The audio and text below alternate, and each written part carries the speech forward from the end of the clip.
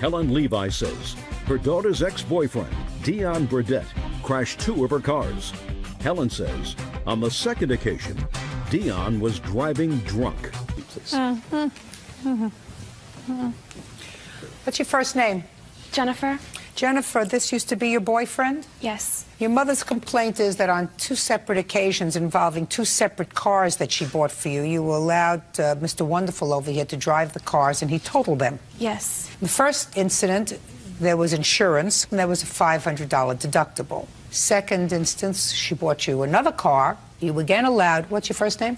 Dion. Dion, to drive the car because you don't learn from your mistakes. And he totaled the second car. Yes. Then you decided you had enough. Yes, that's correct. When was the first accident, Dion? January 26th. Tell me about that. I asked her to leave me the car in case I needed to go. Were you living together? Yes. How long had you been living together? Approximately 6 months. You asked her to leave the car. Why? In case I needed to go somewhere because I didn't have insurance on my vehicle at the time. Where was she going? She was going to school. And what were you doing that day? I just sat at home all day until I went to pick her up and had an accident. Was that a weekday? Yes. Well, were you going to school at the time? No, I wasn't. Were you working at the time? No, I wasn't. Why not? I'm not really sure, Your Honor. Well, how long was it that you weren't working, Dion? Approximately 3 months. Who was supporting you? Get her a copy of that book, Beauty Fades, Dumb is Forever. You were supporting him? I wasn't really supporting him. My parents were helping me pay the rent. I was just helping him out. So your parents were supporting him? They were. News to me. See what you find out? What do you do for a living? I'm a housewife. And your husband? He's an investment representative. So he works? Yes, he does. Very hard. How long have you been married? 22 years. In the 22 years that you've been married, how many months has your husband been out of work? None. Never. Never. Right? Never. How old are you? 22 years old, Your Honor. Before you moved in with Jennifer, where were you living? At my parents' house, Your Honor. What does your father do? He is an airplane mechanic at O'Hare Airport in Chicago. Do you ever remember a time when your father sat around eating bonbons for 3 months and not working? No, I don't, Your Honor. Why do you think that is, Dion? Because he has children to pay for, Your Honor. Because he likes to eat. Yeah. And he doesn't like to live in the street. No. Now, when you left your parents' house, were you working? Yes, I was. Where were you working? Cub Foods. Doing what? I was in the meat department, cashier. What happened to that job? I lost it. Why? Due to too many absences. Why were you absent? I was sick, road conditions, stuff like that happens. What was wrong with you? I had the flu, I mean. For 3 months? No, not for 3 months, but I mean, I was out of work for 3 months. All right, now let's get to the first accident, Dion, because I've tortured you about your responsibility in growing up long enough, because even I'm getting bored with it. I don't know if I'm getting through to you, sir. If you want to be a grown-up and live out on your own, you have to work. 22 years old, still not fully cooked, probably, but that doesn't mean you live off the kindness of strangers. She's a stranger to you. She has her own children, and if she's supporting her daughter, and if her husband is supporting her daughter, they don't have to support you, too. That's true. Thank you. So you asked her to leave you the car just in case she wanted to go looking for a job that day. True. I almost forgot how entertaining this could be. Sort of forgot how dumb people can be. All right, so you kept the car so you could go and look for a job, but you didn't go and look for a job. Where did you go, Dion? I didn't go anywhere. You mean the car had an accident in the house? How did that happen? Explain that to Officer Byrd. He would really like to hear that. I was on my way to pick her up from school, Your Honor. Had you gone anywhere else that day? No, I haven't. You just stayed home and watched Oprah? Yeah, I guess. That's what you say. No, you tell me what you did. Oh, well, I didn't watch Oprah, but What I did you watch? TV. You watched me. Yeah. Sometimes, yeah. Like I said, like you would have watched me more frequently, Dion, you would never be here today. Never. That's true. Happened. That's true. That's true. Okay, so you went to pick her up from school, and what happened? I was at a four-way stop. I stopped at the stop sign, looked both ways, looked forward. Nobody was going, so I started going. Here comes a car. Bam. Took off the front end, airbags, everything. Okay, so this car came out of nowhere. Well, it was sitting at the stoplight, a stop sign, when I looked left, and it wasn't going, so I just barely tapped on the gas, just started going, and then here comes this Mustang out of nowhere. The plaintiff says you got a ticket for failing to yield. True. So then I guess the accident was your... No. Did you pay the ticket? No, I didn't. Did you have a trial? Yes. Were you found guilty or not guilty? I didn't go. Well, if you didn't go, then you were found guilty? No, I wasn't, because they still got the insurance money. I proved We're not my talking point. about insurance money, we're talking about ticket. You got a ticket for failure to yield. My question is a very simple one, Dion. You have to pay attention. I know you've been resting your brain for a long time, so you should be able to pay attention to what I'm saying to you. Ticket. Did you pay the ticket? No, I didn't pay the ticket. Was the ticket dismissed? Yes. Was it dismissed after a hearing? I'm not sure. Oh, I don't even want to go there anymore. Right? All right. So that's the first accident. And that car was totaled. You had a $500 deductible. Correct. When your daughter called you and told you that the boyfriend had totaled the car, what did you say to her? I didn't know the boyfriend had totaled the car right at first. It was some time before I found all the facts. She told you she had totaled the car? She said it had been wrecked. How did she tell you it had been wrecked? It went through a stop It went through a intersection. Road conditions were icy, had a lot of ice on the road. Who did she tell you was driving? I finally dragged it out of her that he had been driving. Did you lie to your mother, Jennifer? I had just told her that I was the one who got in the wreck because I didn't want to have to... Deal with... Yeah, I didn't want to deal with the whole... All right, now that was January 26th. And then you said, okay, I'm going to get her another car because she needs a car to go to school. Right. How much money does your husband make? Not enough to be buying her a car every year or two because he wrecked it. Now, when did you wreck this second car, Dion? On or about May 20th. Tell me about that. I had dropped Jennifer off at approximately 10 o'clock p.m. Where? at her friend's house. Told her specifically... Was this a Saturday or a Sunday? Saturday. Where were you working then? I was, believe... That's not so long ago, sir. Where are you working now? Painting. Portraits? Houses? No, What? houses. Houses. You're going to have to stop paying me if you enjoy this job so much. When did you start painting houses? 3 months ago. So that would bring you into June. Now, so in May, were you working? No, I wasn't. I was in search of a job due to previous legal problems. What kind of legal problems? Truthfully? No, I want you to lie to me. I mean, I can if you want me to. I'm not going to, Don't though. be a wise guy, sir. I will grind you into the carpet. Go ahead. I got a felony and For about what? distributing marijuana, 1 ounce, 10 to 30 grams. That's what you were doing. Now I understand. In between painting and meatpacking, you were distributing marijuana. No, I did a favor for somebody that I thought was a friend and obviously wasn't, and told on me, and I got in trouble for it. So it was the somebody middleman. else's fault? No, it wasn't anybody else's fault but my own for trusting somebody else. So you were doing a favor for somebody, you weren't going to get paid for it? Right. You weren't going to get a piece of the action No. for it? At least if you were selling it and making some money, I could understand that. You're a real idiot. All right. So now you're looking for a job. And in May, you drop her off at a friend's house and told her... Specifically that I was going to a local bar and I have a few drinks and I'd be home early. Turns out I had a few too many and got a DUI. I blew up .242, had a fatal accident, could have ended my life. Life-changing experience. Just a second. Wasn't fatal. No, it wasn't fatal. I mean, You have it to could have watch been. your words with me. Right. You have to watch your words. Sorry. You didn't kill Let me read anybody. it. No, I didn't kill anybody, but it could have easily happened. I ran into a pole going 70 miles an hour. So why aren't you responsible for the car, sir? She willingly gave me the car knowing I was going to the bar. I didn't pressure her. I didn't put a gun to her head and say, give me the car. She said, okay, be back early. And I accept full You wanna do responsibility it? for drinking and That's driving. okay, because I'm going to enjoy this. You just go ahead and do your thing. So your defense is that it was not your fault that you were given the car because she should have said, you can't take the car if you're going to drink. Leave the car here and go, take a bus to go to the bar. I accept full responsibility for drinking and driving. I'm paying for it dearly. I have the papers right here to prove it. How are you paying for it? I have 100 hours community service. I have $1,900 in fines, and I lose my license for a year or maybe more. Well, how does that help Miss Levi?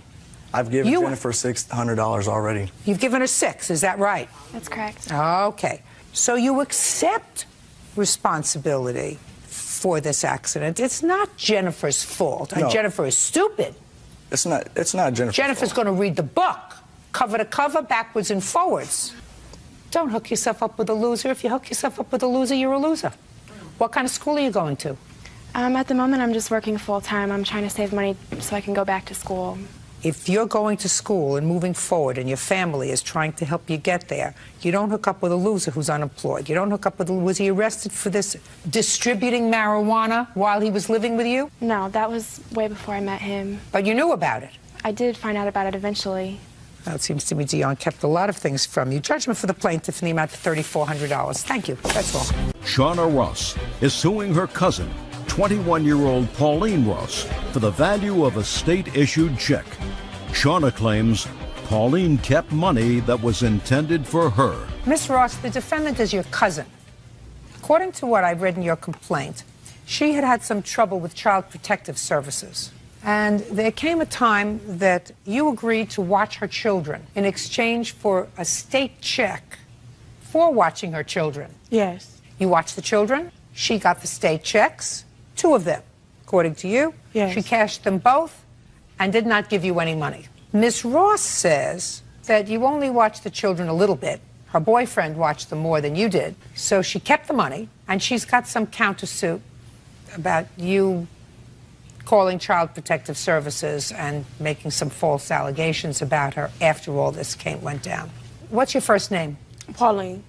Pauline, how many children do you have? 3. You're expecting another one? Yes. How old are you? 21. You have enough children, Pauline. Yes. Did anybody ever tell you that? Yes. Who else told you that? Everybody. So add my voice to the rest of the pack. You have enough children, there are other things to do in your spare time. How old are your children? They're 1. You have to think about this? No, 1, 2, and 3. And who's the father of your 1-year-old? Dion. And who's the father of your 2-year-old? I don't know. And who's the father of your 3-year-old? Dion. And who's the father of this one that you're going to have now? His name is Nick. And how long have you been with Nick? 9 months.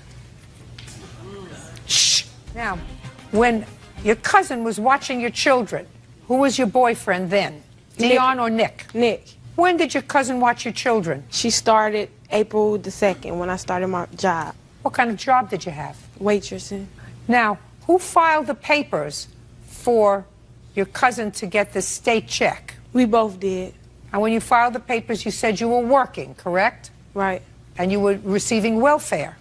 Yes. So they said, well, maybe they can cut some of this welfare money by giving you money to pay a babysitter to get you back in the job force, which Yes. will hopefully keep you out of the baby-producing business.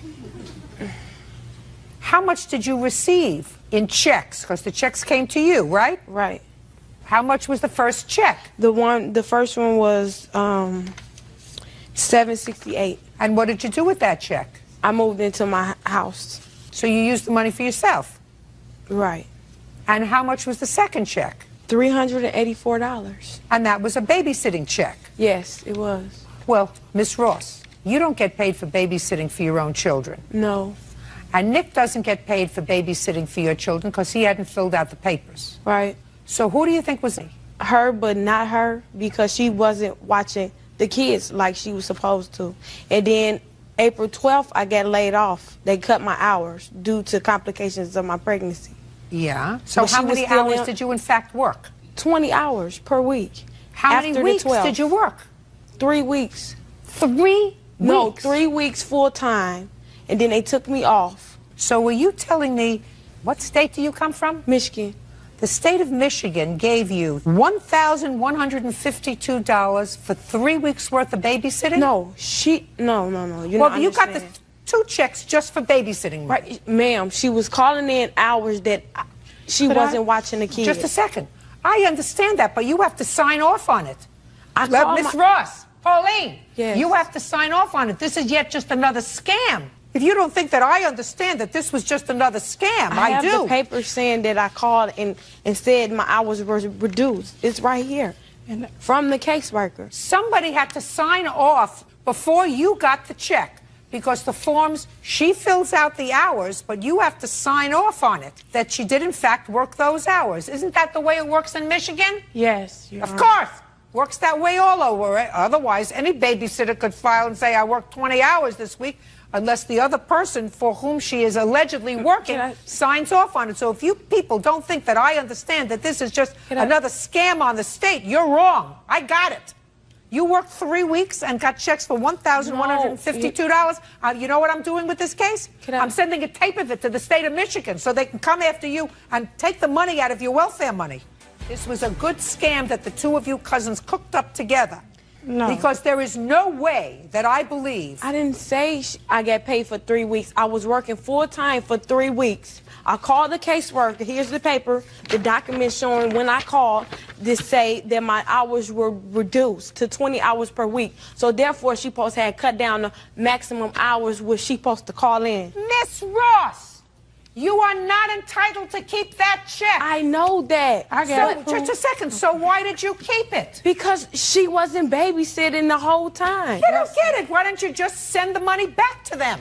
You don't move into your apartment with it, madam. You don't take care of your expenses with it. That's not what the money is for. That's what welfare is for. That's what Dion is for. Well, Dion don't help. Well, that's your problem. That's not Michigan's problem. You can't keep this money. You get welfare. The fact that you don't like how much you get doesn't mean that you can scam the state out of another $1,100. I didn't scam. I paid the person that was watching the kids. Yeah, show me. Nicholas. Show me. I want to see the person who was watching the kids. Me and Nicholas spent the money together for it, and I paid Lakeisha. Listen to me. Lakeisha wasn't authorized by the state to watch your children. Neither was Nick. And you don't get paid for watching your own children. Madam, if you think that I'm going to give you $1,152, you are out of your mind. What the state should do is, and I'm going to send them a copy of the tape, is go against her welfare checks to redeem $1,152. And then let them decide where the $1,152 is going to go. That's what the state of Michigan ought to do. So they have to get the money back, and then they're going to give it to you. Thank you very much. That's all. Goodbye. James Herring says his ex-girlfriend's boyfriend, John Chavez, owes for a loan to bail him out of jail. John says it's James's fault. He was arrested in the first place. Oh, that's interesting. Mr. Herring, you and Mr. Chavez share a girlfriend. Not at the same time. No.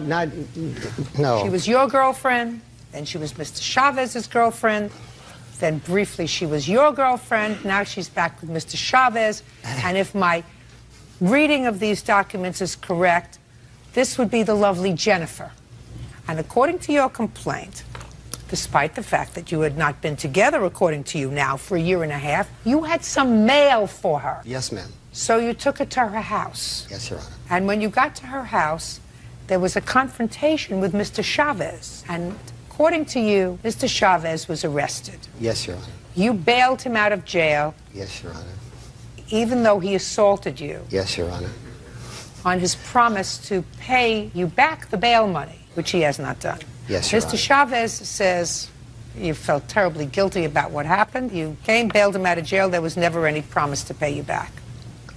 All very peculiar. Mr. Herring, did you know Mr. Chavez before this incident? I met him through Miss Jennifer Berger, but I have not known him prior to her relationship with him. When did you and Miss Berger terminate your relationship? January 2006, maybe somewhere in that area. Is that right, Miss Berger? No. When was it? It's over 2 years. I've been with Don for over 2 years. So. No, don't look at him. Look at me. I've been with Don for over 2 years, so it has to be. Okay. You lived together? Yes, we lived together at one time. How long did you live together? About 2.5 years. What kind of work do you do, Mr. Herring? I'm a stockbroker, venture capitalist. What kind of work do you do, Mr. Chavez? Hardwood floors. What kind of work does the lovely Jennifer do? She doesn't. She doesn't do any kind of work. Well, she doesn't have a job. She's a full-time job. Yes, very much so. Now, you last lived together with Jennifer 2 years ago. We still share a residence occasionally. What does that mean, sir? Basically, she still has a lot of her things at my house. However, she does see Mr. Chavez from time to time, and she goes over there and spends some time. And then for whatever reason, then she comes back and stays at my house. We've become very good, close friends, and so she always has a place to stay in the event that she needs a place. But you said you didn't talk in 2 years. Stand up. I didn't say that. I didn't say that. I said we haven't been together for over 2 years. No, you said you hadn't talked in 2 years. I didn't say talked. What? I didn't say talked. Misunderstanding. You said you haven't been together Right. in 2 years. But during the 2 years, I've been over the house. I'm mostly with John. Mostly with your boyfriend. Now, you live together as a boyfriend and girlfriend? It's been on and off-ish. What is your legal residence? With Jim. Mr. Herring. Yeah. You are three of the weirdest people that I've come in contact with. It's very, very long time. It gets weirder. It's ridiculous. The whole thing is ridiculous Well, unless there's absolutely. something that I'm not seeing here. Absolutely ridiculous. All right, miss, when did this incident happen? When you went over to take Jennifer, the lovely Jennifer, some mail, according to you, that had come to the house? I don't know the exact date. You're on the 7th or the 6th of March Of what year? of this year. Go ahead. And then I bailed him out on the 10th of March. Well, what happened when you went over there? Well, when I went over to give her her mail, I called her and let her know I was coming by. She had a driver's license, her registration to her car, etc. She'd been gone for about 4 or 5 days. So I went over and I knocked at his door, and she answered the door. She came out, and I gave her her mail. I said, I'm going to be leaving. I don't want any confrontations with Mr. Chavez. Why should you have any confrontation with him? Because I've had him in the past. Go ahead. And so I started to walk away, and she came out and talked with me for a minute, and then he came out and got right in my face and started to assault me. And at that time, I turned around and I told him that I was going to call the police. I went out to my car and I called 911. The police came. They talked to me for a few minutes. Then they went down and talked to Mr. Chavez. And apparently the conversation was that they could decipher who started the fight, so to speak. They didn't press any charges against him or me. However, he did have a warrant out for him, an outstanding traffic warrant for $25,000 warrant. $25,000 warrant for not registering his car? No, Unlikely. I don't know what it was, ma'am. I think it was a headlight or something, but it was a $25,000. You must have really ticked off a judge, Mr. Chavez. So they arrested him. I'm speaking. Yes, so they arrested I'm speaking. Yes, ma'am. Mr. Chavez, you must have really ticked off a judge to put $25,000 bail on you for a broken headlight. It was for no registration on the vehicle, driving without a driver's license in possession, and no proof of insurance. And when did you receive this violation? 2004. But I was working for a guy that owned a car lot, and I was driving one of his vehicles back to the lot and got pulled over. And I, from the understanding that his dealer plates were not currently... What do his dealer plates have to do with your not having a driver's license? Well, I just didn't have it in my possession. Mr. Chavez, I've been in the justice system. How old are you? I'm 42. Not quite as long as you've been on this earth. But a $25,000 bail on what amounts to nothing more than driving without registration for the car doesn't sound kosher to me, Mr. Chavez. Do you understand what I mean? Oh, no, I understand what you're saying, but it was because of his dealer plates that were on the vehicle, and the dealer plates were supposedly not up to current registration. So... Yes. Oh. So they took him into custody. Yes, ma'am. And tell me how it came about that you went and bailed him out, Mr. Herring. I just, for whatever reason, decided to go down to the LA County Jail to talk to him. I wanted to find out why he had such animosity towards me. You mean you wanted to find out that question? I can tell you the answer to that question in a second. The lovely Jennifer. Yes, well, yes, ma'am. But I wanted to find out for myself why there was just such anger and so on and so forth, because I did not have any anger towards Mr. Chavez at all. If Jennifer wanted to see John or be with him, I had no problem with it. You may not, but he does. Yeah, apparently. So I went in there and I talked with him, and he... You live in Los Angeles, is that correct? Yes, ma'am. Right. So very strange here. Go ahead. So I was visiting with him, and He'd been in for 2 or 3 days at that point in 2 or time. 3 days on a traffic infraction. He pleaded with me and begged with me. He even started to sob. He begged me to post bail for him because of his daughter. He also promised at that time that if I bailed him out, he would most definitely pay me back. Go ahead, Mr. Chavez, let me hear. Yeah, that's all untrue. You know, I'm not scared of saying that I cry, but I'm not going to be crying to him. All right, that's first off. Second off, just tell me what happened. When he came to visit me, he wanted to know why there was such animosity and what he could do to not have the animosity between us anymore. And I said, well, you don't want no animosity? Bail me out. He bailed me out, and that was it. And when, for the first time, did he ask you for this money back? Actually, he asked Jennifer to give me a letter, but she never gave it to me. Why? Why didn't you give it? I said I wouldn't. I didn't receive it from him. Your Honor? He asked me to give him some papers, but I didn't want to get involved. I said, this is between the two of you. You deal with it. I'm out of it. I wasn't going to serve. It was, I think, to serve him. When was your next court date? March 12th. And what date did he bail you out? Do you recall? Do you recall, sir? March 10th. March 10th. And you had already been there for 5 days? Yes, ma'am.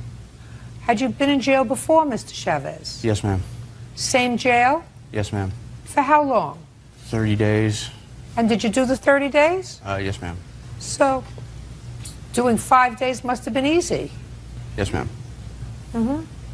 Mr. Herring? Yes, ma'am. I don't believe he promised to pay you back. I believe him. I believe him when he says that you said to him, what can I do to make this right? And he said to you, bail me out, and you did. Because I don't understand why, if the lovely Miss Jennifer had gotten her license and a registration for her car, you drive a car? Huh? License is suspended. For what reason? For driving under suspended license. Your license is suspended for driving on a suspended license? DUIs. And DUIs. Combination of the two. You people are all too confusing and I'm much too old. Mr. Herring, you can't have it both ways, sir. If Jennifer, and she's clearly with Mr. Chavez, I suggest that you cut all ties with her. I don't know what Miss Jennifer is doing for you that allows you to believe that someone who is living with somebody yet has an avenue to come back to live with you, you know, as sort of a safe haven. You're a safe house. This whole thing is very, very bizarre. And your visit to the jail is even more bizarre. And the fact that you fronted money for his bail is even more bizarre.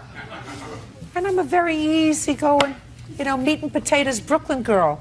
I don't get all this mishigas. Your case is dismissed, Mr. Herring. That's all. Kenny Loud says neighbors Keith and Tammy Cavanis owe for the return of 2 dirt bikes. The defendants are countersuing for harassment and defamation of character. Miss Loud, you and the defendant were neighbors. You purchased 2 dirt bikes at some point, and then according to your complaint, you and your husband separated. You couldn't maintain the payments on the bikes, so you sold them to your neighbors. Yes, ma'am. And they acknowledged that you did in fact sell them to them, and the price for the 2 bikes was, I believe, $1,800. Is that correct? Yes, ma'am. You made only $300 worth of payments, is that right? Yes, 3 ma'am. payments of $100 each. Yes, ma'am. And your last payment was in February? Yes, ma'am. She wants her money. Do you have a defense? We attempted to make the payment, and she refused it. Show me. Here's the return. That's the receipt for the money, or the certified letter, and that's where they refused it and sent it back. We called her.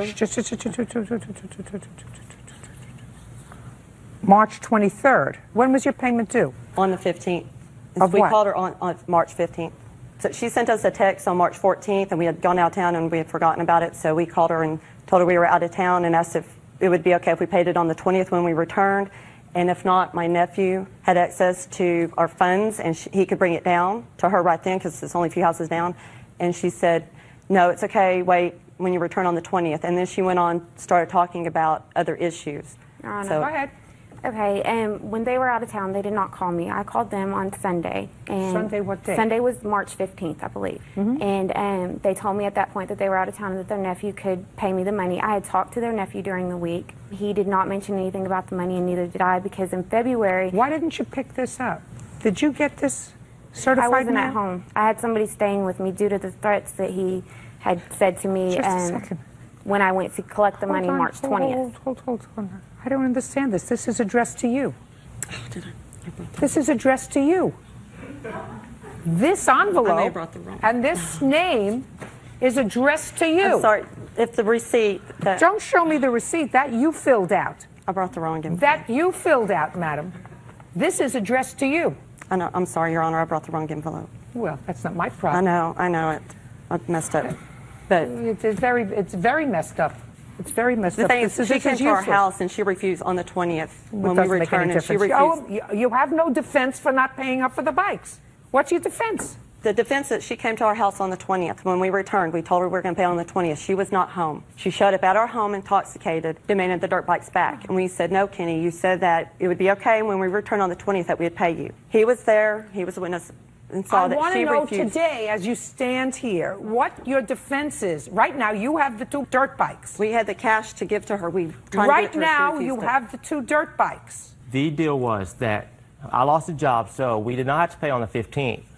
The deal was that we could pay. The contract does say the 15th, but she said she'd work with us. We'll work with us. I want to know, you're standing here today, what is your defense for not paying her for the merchandise that you have? That she would not take the payment when we tried to Well, take what it do to you her. think she's doing here? To check out my makeup? She wanted the bikes. She wanted the bikes back. She wanted the Her bikes back. ex-husband returned, and he wanted the bikes back. She told us in didn't- February I he don't- wanted the bikes Hey, back.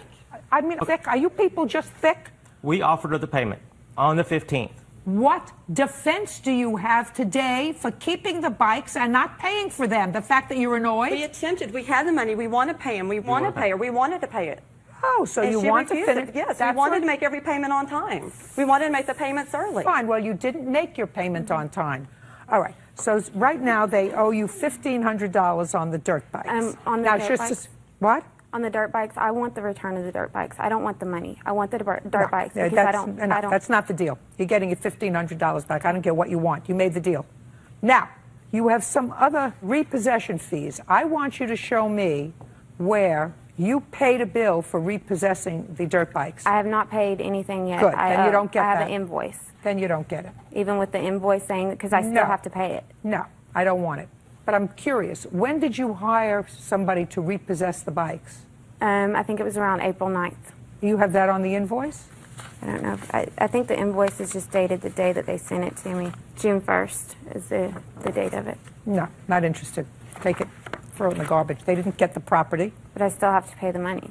That's your problem, if you're going to pay the money, and I don't think you are. So far, they owe you $1,500. Now, you want to get to the last part of your lawsuit, which is defamation of character. Yes, ma'am. I was the assistant leader in a Girl Scout troop. She was the leader, and both of our daughters were in it. And on Friday, March 20th, is when I went over there to get the dirt bikes. And then Saturday is when she sent an email to all of the parents, to the girls in the Girl Scout troop, saying that I was no longer going to be the assistant leader. Let me see. I had not resigned.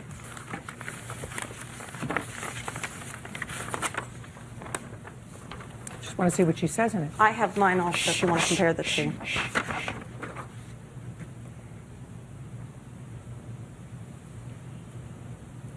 This is not defamation. She says, as some of you know, I am needing an assistant to help me with the troop. Kenny no longer will be the assistant, so I need help ASAP.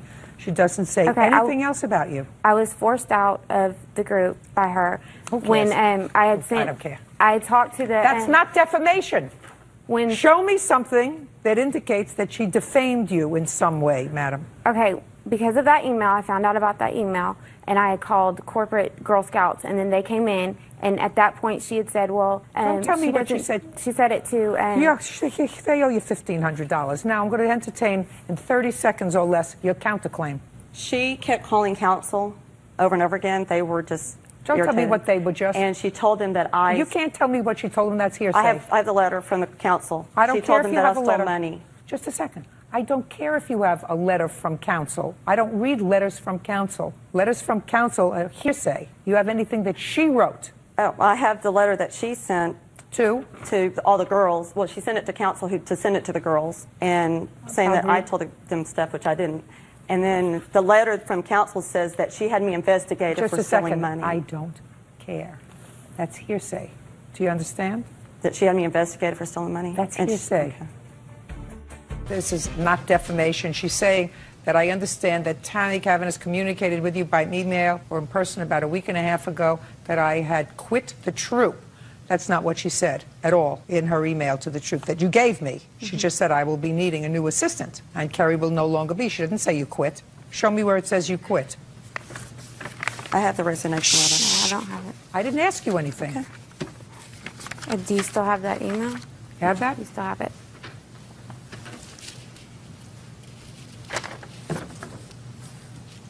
Kenny will no longer be the That's assistant what it leader. says. She will no longer be. She doesn't say you quit.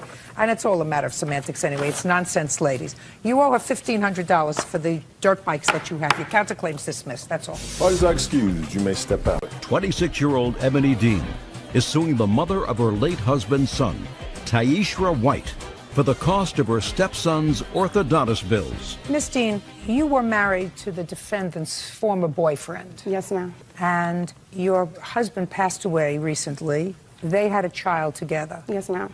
The child was primarily living with you and your husband at the time of his death. Is that right? Yes, ma'am. And at the time he was about 13? Yes, ma'am. How old is he now? 13. 13. This is your lawsuit. While he was living with you and your husband, you got braces for him. Yes, ma'am. Because he needed them. Yes, ma'am. And you took out a loan. Yes, ma'am. In order to do that. Your husband is no longer here. You want his mother to take over the responsibility of the rest of the loan. Yes, ma'am. And to that, his mother says she is not responsible for the loan because she never signed the loan papers. Correct. Okay. Can I see any paperwork that you have from the dentist? Yes.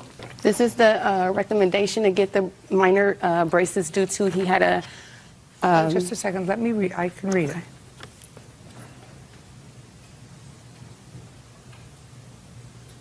So this was the referral that was done in May 21st, 2007. Yes, ma'am. And at that time, was he in fact living with you, or was yes, he was living with you and your husband? Yes. Okay. How much was the total bill? The total bill was $3,000 some odd dollars. Your Honor? Yes. If I could say something, please? Yes. About the recommendation and the dentist bills and all the records, I have never seen any of that. Doesn't make any difference. And about the... You paid. I read your answer. You paid, according to you, what you thought you could pay, which was $800. To keep the peace, Your Honor. I don't care whether it was to keep the peace or not. It has really nothing to do with the loan, Miss White. It has nothing... Listen, I want you to listen to me very carefully. Mm-hmm. It has nothing to do with the loan. It has to do with your responsibility as a parent to give your child whatever necessaries your child needs. Your Honor, I understand that completely. No, you don't. I don't think you do at all. Your Honor. Just listen to me. Who are you? I'm her husband. It has nothing to do with you. Judge, listen to me. Has nothing to do with you. This is not your child. Yes, it is. Has nothing. No. It has nothing to do. He is my child. No. He stays with me in my house. I don't care whether he I've stays been with raising you. him since he Listen to me. It has nothing to do with you because you have, at this point, no financial responsibility with regard to the child's dental care. I do, too. He's in my house. I'm married to her. Listen, this is not a discussion that you and I are having. We don't have discussions. I'm telling you what the law is. You have no financial responsibility for the child's braces. You don't. His mother and his father have a responsibility to ensure that the child gets whatever necessaries the child needs. Now, as far as the plaintiff is concerned, I'm telling you what the law is. Mm-hmm. This has nothing to do with her obligation under the loan. She is suing you because the child who required braces, because I must assume, and if you don't think that's true, you can sue the dentist for malpractice. Mm-hmm. The child that I must assume needed braces as a necessary, just like food, clothing, shelter, medical care, that's a necessary. Put him out, please. I just had a question. Mama, I don't answer your questions. Medi-Cal pays for them. He is on medical. You're not paying attention. Sir. Yes. You want to talk instead of listen. Just as your husband has no financial obligation to this child, absent a showing that the state is paying any money for the child, neither does the plaintiff. When she was his stepmother, she took on that responsibility because I assumed that the child's father couldn't get a loan in his name. She assumed that responsibility while she was married to your former boyfriend. She was the child's stepmother. Okay. She is no longer the child's stepmother. A situation that came very close to home because I understand that you don't think that she should have any visits with him. No, that's not true. In any event, you are responsible, Miss White, for necessaries for your child. Yana, can I say something? I Yes, now you can say something. Okay, Malik had Medi-Cal at the time. Now, when you have Medi-Cal, there's certain points that you have to, come up to with your mouth for them to say that they can have them. Well, Medi-Cal denied him because he didn't have enough points. So Medi-Cal said that, he didn't need them. Let me ask you this question, ma'am. You think you're a good mother? Yes, I'm a very good mother. Well, then I want you to think about this. Because he didn't have bad enough teeth to qualify for free braces, do you think that means that the child didn't benefit from having braces? That requires a yes or a no. No, but could you let me talk a little No, bit? I want you to. You think that these people put braces on your child because he didn't need them? That's not what I'm saying, Your Honor. Then I want you to tell me what you're saying. Do you think that his father and his stepmother obligated themselves financially because they paid for a substantial part of this loan back? I wasn't involved. I'm speaking. Because they wanted to torture him? No, Your Honor. Do you think that they put on the braces because a private doctor said that your son could benefit from having braces? Yes, Your Honor. Yes. Your Honor, please let me say something, please. I'm begging you. Go ahead. The thing is that I wasn't involved in the process at all. When they told me about the loan and everything, they had already did everything. Fine. They didn't. It has nothing to do with the loan. I could have went and got a second opinion. Put your hand down. No. I could have went and got a second opinion. We could have went somewhere else to try to get something that we both can afford. I have 3 other children. I wasn't involved in anything. It was all about a control issue. Oh, we're doing this. Here, you pay this. Involve me in something. Listen and then to she me wants carefully. me to pay all of it. Listen to me carefully. She wouldn't have come here if the child's father was still alive. No, she wouldn't. No, have. just listen to me. She wouldn't have come here if your child's father was still alive. If she came here, I would have said, listen, he's a parent, just like she is. You obligated yourself to pay for this. Child's father, he pays for it. But she has no responsibility to pay for the necessaries for your child. She's been paying half all this time. It has nothing to do with the loan. You're not understanding me. Your head is fixed in the loan. It has nothing to do with the loan. Okay. I'm trying to get it through to you. You don't understand. These braces are necessaries, just like you give your child breakfast, lunch, and dinner. Okay. And as the parent that's left, you are responsible in the law for all the necessaries of this child. All of them. She's not responsible anymore for anything with regard to this child. You are responsible for everything, having nothing to do with the loan. The only reason she had the loan is because of her husband. You are responsible for your child's medical and dental care. And there's an outstanding balance now of $1,127. That's your responsibility. And if your husband... All of it. All of it. So she didn't assume responsibility in paying half of it? It's not her... No, it's not her child. It's your child. It's your child. So she can go out and get a car, and he totaled it, and, oh, here, you pay it because this is your child, without consulting me at all. No, a car is not a necessary. Put your hand down. A car is not a necessary. If your child, however, needed an emergency appendectomy, and they took the child to the hospital, and there was a $20,000 medical bill, and the child's father died, you would be responsible for the entire $20,000 medical bill because you are his mother, and you are the only surviving parent. And whether they consulted you and you could have gotten the appendectomy cheaper or not, it doesn't make any difference. It's your responsibility. You are his mother, not hers. So it would have been his father's if he was alive, but he's gone. Wow. That's the law. Judgment for the plaintiff in the amount of $1,127. Thank you, Your Honor. A 23-year-old is suing Tiffany Johnson Cross for crashing into her car in the parking lot of their apartment complex. Why didn't you have insurance on your car? I didn't have insurance at the time. I didn't even know that it lapsed. I had a change of address put in, and my insurance was not mailed to the address that I was residing at. So once I spoke with them, I didn't know that the date was up. Let's go back, Ms. Cross. where were you living? I was living in Forest Park, and then I switched. I'm now in an apartment at Fairfield, but they didn't know that. Do you have a lease where you're presently living? Yes, I do. When did the lease start? It started in the end of November. Of 2009? Yes. And on what date did your insurance lapse? My insurance lapsed on 2/19/2010. Go over there and show me where the accident happened, because each of you claimed that the other caused the accident that we're talking about, and this was in your building. Go over and show me what you were doing. I was driving. She was behind you? Yes. And she acknowledges she was behind you, because I read your answer. Yes. You were behind her. Go ahead. I was driving down. I was trying to turn right into my parking spot. Do you have assigned parking? No.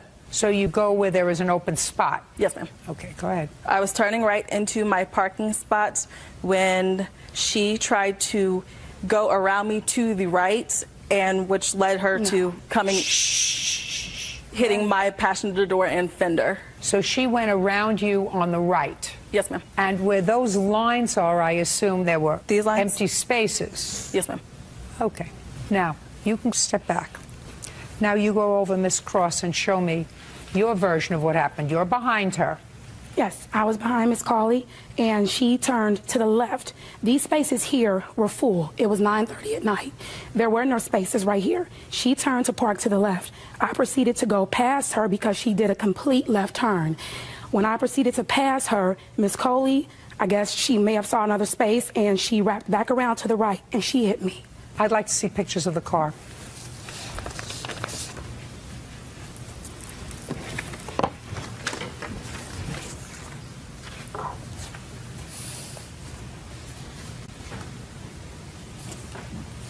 I want to see pictures of your car.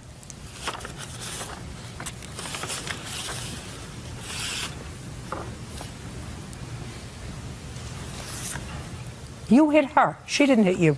No, the damage to my car was more than that, but because of the apartment place we live in. You hit, I'm looking at her car. You hit her car with the front of your car. No, the damage is actually on the side. If you look at the other pictures, it's actually on the side of my vehicle, and that's on the corner. It's not in the front. Uh-huh. Middle of her car. Where is that? Because I didn't of hit your car. I didn't hit the middle of her car. I hit the front of her passenger side. Perfect. That's exactly what I said. No, I'm not saying that I hit her. What I'm saying is that's where our cars collided. Listen, Miss Cross. Yes. I know exactly what happened, and you had no insurance. Did you ask her to report the accident a couple of days later so that you could have your insurance reinstated? No, I did not. You didn't? And it wasn't because I didn't have insurance. At the time, I didn't know that it had lapsed until I called to talk to my insurance company, and then that's when they told me. I immediately reinstated my insurance. Go I ahead, did not Ms. hit Coley. her car. She hit me. Go ahead, Ms. Coley. No, you hit her.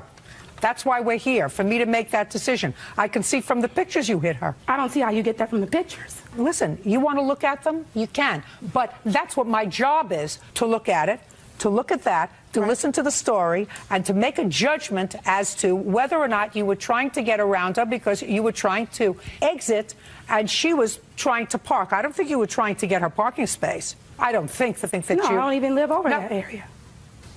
Only one attitude here, and that's mine. You weren't trying to get her parking space. You were probably trying to exit. But you hit her car because you couldn't wait an extra 2 seconds for her to pull into the spot. No, I could have waited. She turned left with no Listen to signal. me. You can't talk over me. No, I can't. That's what the pictures show, that you hit her car. That's what the damage to her car show, that you hit her car. That's what the damage on your car shows, that it was the front of your car that hit her car. It's exactly what she describes in here, that you went around her. How did I go around her if she turned to the left? Okay, can I see your estimate, please? What's the actual estimate right there?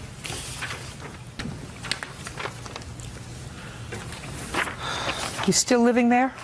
No, ma'am. When did you move? I moved at the beginning of April. Was your lease up? No, ma'am. Why did you move? I moved because I had 2 jobs. I lost my main job because of the fact they shut down, so I moved back in with my parents. Judgment for the plaintiff in the amount of $1,954. Your counterclaims dismissed. Cars are excused. You may step out. Juanita Nuno is suing her daughter, Carolyn Torres, for a loan to bail her grandson out of jail. Juanita says she may lose her home to foreclosure. Ms. Nuno, this is your daughter, and according to your complaint, you made your daughter a series of loans. She hasn't paid you back. Your daughter says, yes, it's true that you gave her some money. They were gifts. You do that to all your relatives, and you're singling her out for repayment of these gifts because she had a fight with your other daughter. Is that right, Ms. Torres? Yeah, that's right. What did I just say? I owe her money, I guess. I don't know. Yeah, I don't know. They're gifts. To me, they're gifts. I heard what you just said. Are you okay? Yeah, I'm okay. Did you have anything to drink today? No, I don't drink. You use any drugs today? No, I don't. Well, then explain to me what your problem is, Ms. Torres. I don't have a problem. Who is that? My kid's father. Do you live with him? When I want to, I don't know, when I want him there, I guess. Step up, sir. What's your name? Anthony Torres. How long have you been with Miss Torres? About 20, 21 years, off and on. Do you work? Yeah. Your wife suffer from a disability? No. Well, is there something wrong with her today? She seems to be out of sorts today. Well, because I don't think she should be suing me, that's why. Why did you agree to come here? I don't know. Did you discuss coming here with your wife, Mr. Torres? Yeah. Why did she come? Because it's a lawsuit and she needs to come. Juanita Nuno says her daughter, Carolyn Torres, owes for a loan for bail. Juanita says she posted her grandson's bond after he was arrested for burglary. Now, if you've been with Mrs. Torres for 20-some-odd years, then you are the father of this young man who got himself into trouble last year? Yes, I am. And the first loan, according to you, Ms. Nuno, was for bail for your grandson. Yes, it was. What was he arrested for? The jack broke into a school. So he was arrested for burglary? Yeah. Did you call your mother and ask her for bail? Yeah. What did But you say he called to her? her first, though. He called and I called after. Who called? I think my son called first, and then my niece called me, and then I called her back. And when you called your mother, what did you say to her? Bail him out. I don't have the money. And what did she say to you? She said, what happened? And I explained to her what happened. The jack broke into a school, so can you bail him out? She does everybody else, so I figured she'd do him. Why didn't you bail him out? Like I said, I don't have the money. Well, how do you support yourself?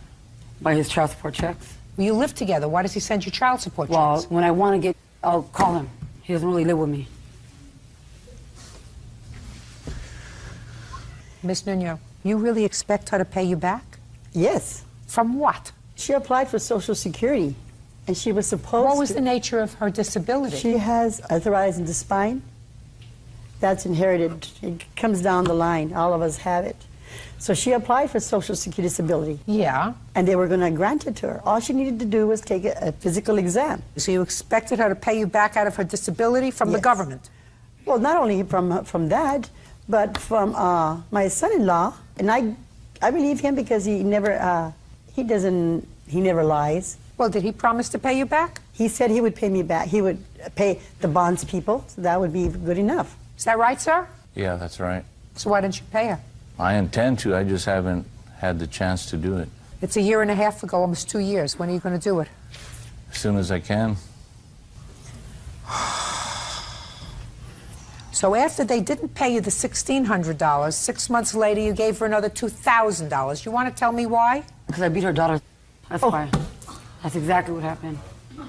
She lent me money to move out because I beat her daughter for stealing my child support check. No, Judge Judy. Yes, that's what happened. I billed Anthony out in November. You got $1,600, Ms. Nuno. What's the $2,000 for? For getting me out of her house. I was staying with her for 2 months. Why were you staying there for 2 months? Because my stupid son, we lost our house in Redlands, so I had to go move in with her because of what he did. How many other children did you move in with? 5. How old are your children? 15, 14, 10, and 3. And my son, Anthony, that's 18. He's 18. You have a 3-year-old child? Yes, I do. How did you, with your terrible disability, have a 3-year-old child? I guess. I don't know how. Well, how else am I going to have a kid?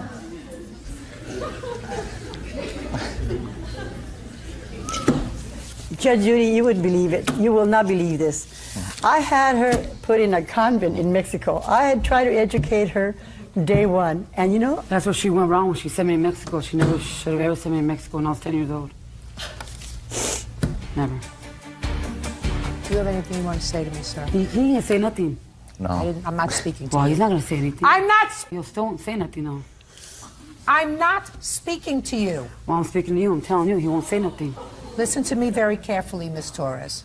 You've already shamed yourself in front of a lot of people. I don't care. You have a 15-year-old, a 14-year-old, a 10-year-old who can all understand everything that's going around them. I feel very sorry for them, and I guarantee you that if you live alone with your children now, I'm putting in a call to social services to go and monitor your home if these children are in fact living with you. Are they living with her? Are the children living with her? Yeah. Well, somebody's going to monitor it. You're not there, is that right? Most of the time, no. Listen, Miss Nuno, there is no question in my mind that having spent 10 minutes with your daughter, you had no reasonable expectation that that $2,000 was going to get repaid to you. Maybe the bail money, because you say that you had confidence in your son-in-law, and he says that he agreed to pay you back and he just hasn't gotten around to it yet. Mr. Torres, you have to find something to do with your time other than make children, sir. You have enough children. You have 5 children. And based upon what I've heard, you're not doing too well. And neither are your children.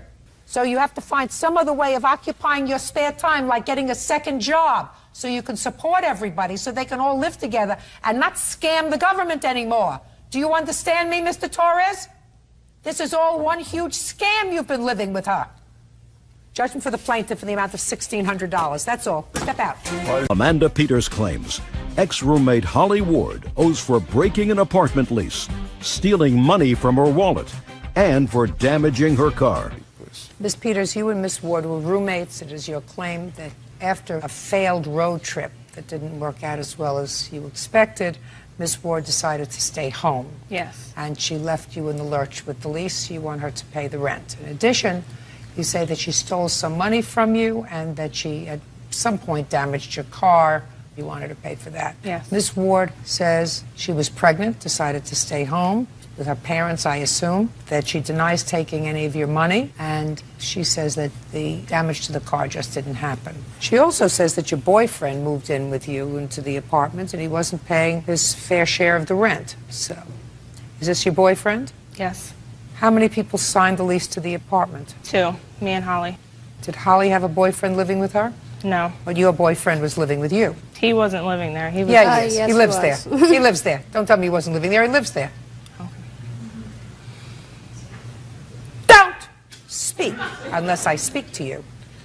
You want me to get the address that you listed, sir, when you filled out the forms for this program? Yes. Do you want me to get the forms that you filled out with the address? I put 718. And who lives there? My mother. What's your mother's phone number? She doesn't have a phone. Oh, everybody has a phone, But sir. there's a number you could reach her at, but she don't have a phone herself. You get what I'm saying to you, madam? Yes, ma'am. Good. When did you sign this lease with the defendant? On December 1st, 2006. And when did you take this road trip? In the beginning of April, like April 15th. Where's the father of this baby that you're having? In Ohio. And where are you living now? Alabama. Who went on the road trip? The 3 of us.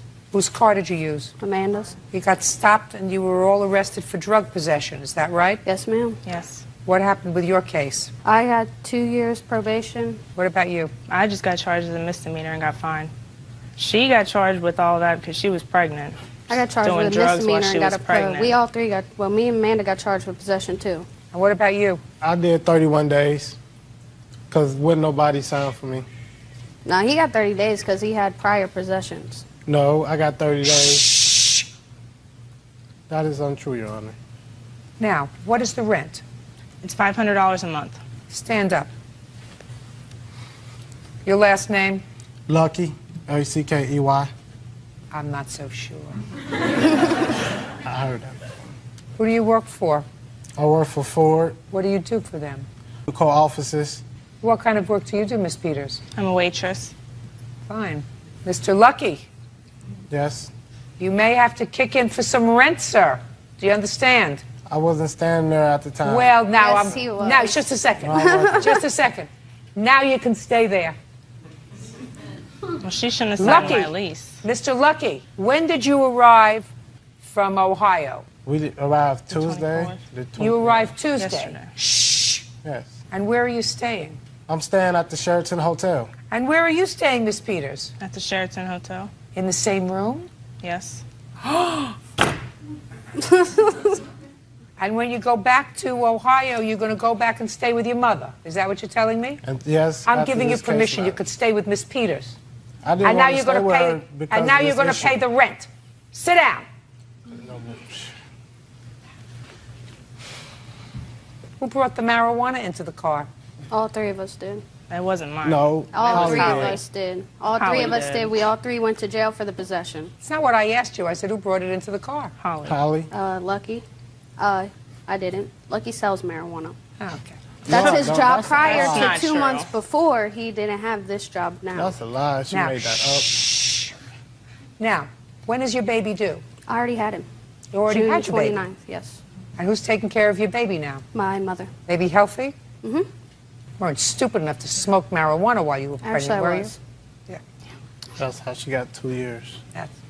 Was drinking and a whole bunch of other stuff she I did didn't while she drink was with my pregnant. baby. My baby was perfectly Yes, you healthy, did. born 4 weeks early, didn't need anything.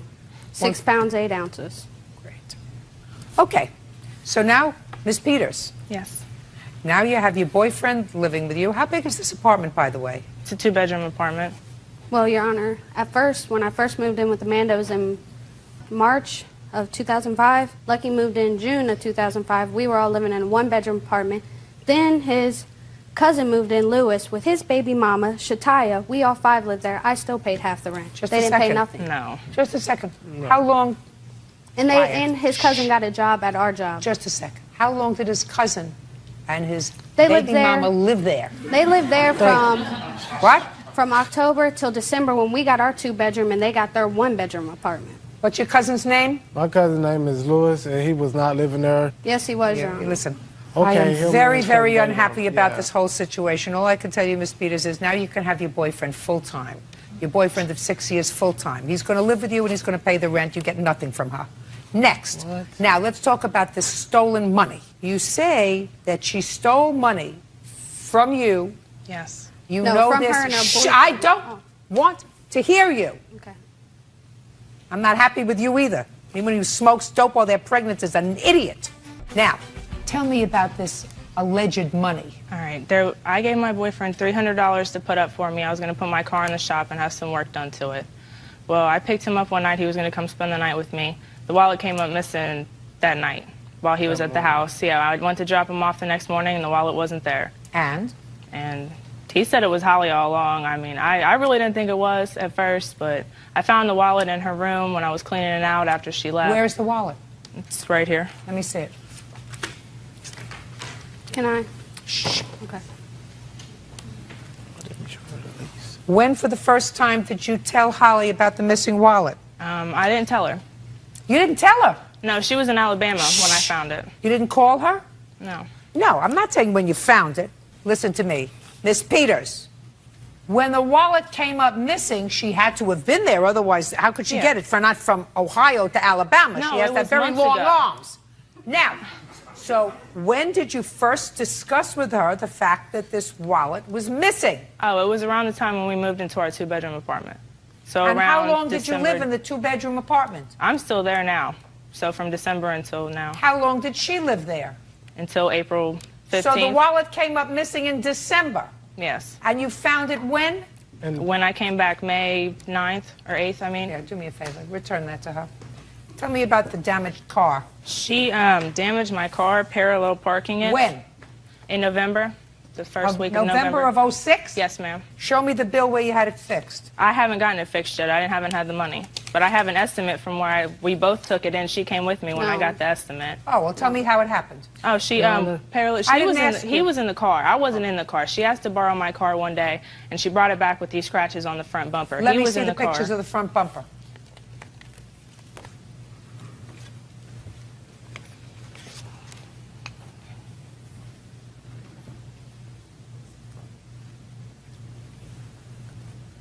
How did you scratch the bumper? I didn't scratch the front of her car. Who did?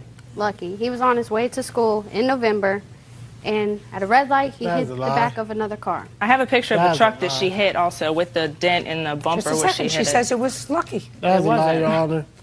She went with me when I got the statement. I did not go with her. I was at work when she got that statement done with Lucky. She had borrowed Amanda's car, and I needed to go home that following morning. He was And living she with had- us. Why would I take him home? don't want you to interrupt. If you interrupt again, it's not going to be good for you. Do you understand? Yes, ma'am. So on the way taking me home to my mother's house, she was trying to parallel park in front of another car, and she hit the back. On the way, she was trying to parallel park? No, when we got to my mother's house. Why park if she was just dropping you off? Because she was parking to drop me off. Why was she parking to drop you off? Why didn't you just come? She was the driver. Yeah, I don't believe it. Goodbye. You all deserve each other. That's it. Case is dismissed. Take him outside for a kid. Julie and David Cotton are suing family friend, 18-year-old Dylan Strittmatter, for crashing a golf cart during their wedding reception. Dylan claims he is not guilty. Who was getting married? Julie and I. According to your complaint, Miss Cotton, your family lives on the river. Correct. Is that where the wedding was? Yes. The defendant is the son of an old family friend, and because there was so much land and the venue was spread out, you rented 2 golf carts to sort of help people get from one place to another, especially people who might have been a little older. Those golf carts were just rented for the event. It is your claim that the defendant, without permission, drove one of those golf carts and damaged it. You're being charged by the rental company for the damage to the golf cart, and you want him to pay for it. Correct. Who saw Mr. Strittmatter riding the golf cart? Tristan Hall. How old are you, Mr. Hall? 18. What do you know about Mr. Strittmatter and the golf cart? Well, I was the guy in charge of taking people to and from the parking to the wedding, and we were at the reception. At the golf cart, with Right. the golf cart. Right. And after the wedding, we went to the reception, and we had the 2 golf carts parked over there. And we were all sitting around eating, and I saw them take off in the golf cart, and we just went out. I went out there after them to see what. Saw who taking off? Dylan and Greg. That's Dylan would be you? Yes. And who's Greg? I'm Greg. Perfect, I love it. No, I didn't ask you to go over there yet. Well, I didn't ask you to go over there yet. Okay. That is a lot. I didn't go over. Go ahead. Okay, so I went out there, and we were just riding. We were riding around for a little while. Who was riding around? Me, Dylan, and Greg. How did you get on the golf cart? Because I went out there. When I saw him riding around, I walked out there. So you walked outside, and the 3 of you got on the golf cart. Right. Well, they were on it first. I went out there after they were already on it. I went out there. Who drove? They were driving. We all took turns driving. Who drove first? Tristan drove first, but there's also a 4th person in the party. Their son Chase was also in the golf cart, and he also drove it with us. Is that right? Chase was in the golf cart, yes. So who drove first? I guess I drove first. Who drove second? Chase drove second. Who drove third? I drove third. All right, what happened next? Okay, so we're driving around, and we were just driving around with the golf cart, and after a little while, I said, okay, we should probably bring this back. So we were on our way back down this road, and that's whenever he thought he could make it through these 2 rocks, if that's what you want to call them. They were more like boulders, and then he just ran into one of them.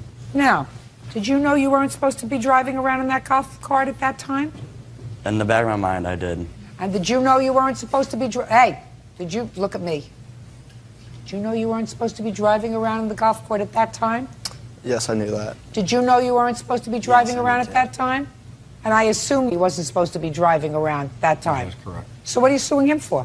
Because he had been drinking at the wedding at my mom's, and I had told him to put it down, and I saw them take off, but mind you, I'm in the middle of my reception, and I heard them, and so did my friends, hear them screaming, come on, let's go get on the golf cart. It was just those 2, and they were drunk at our wedding.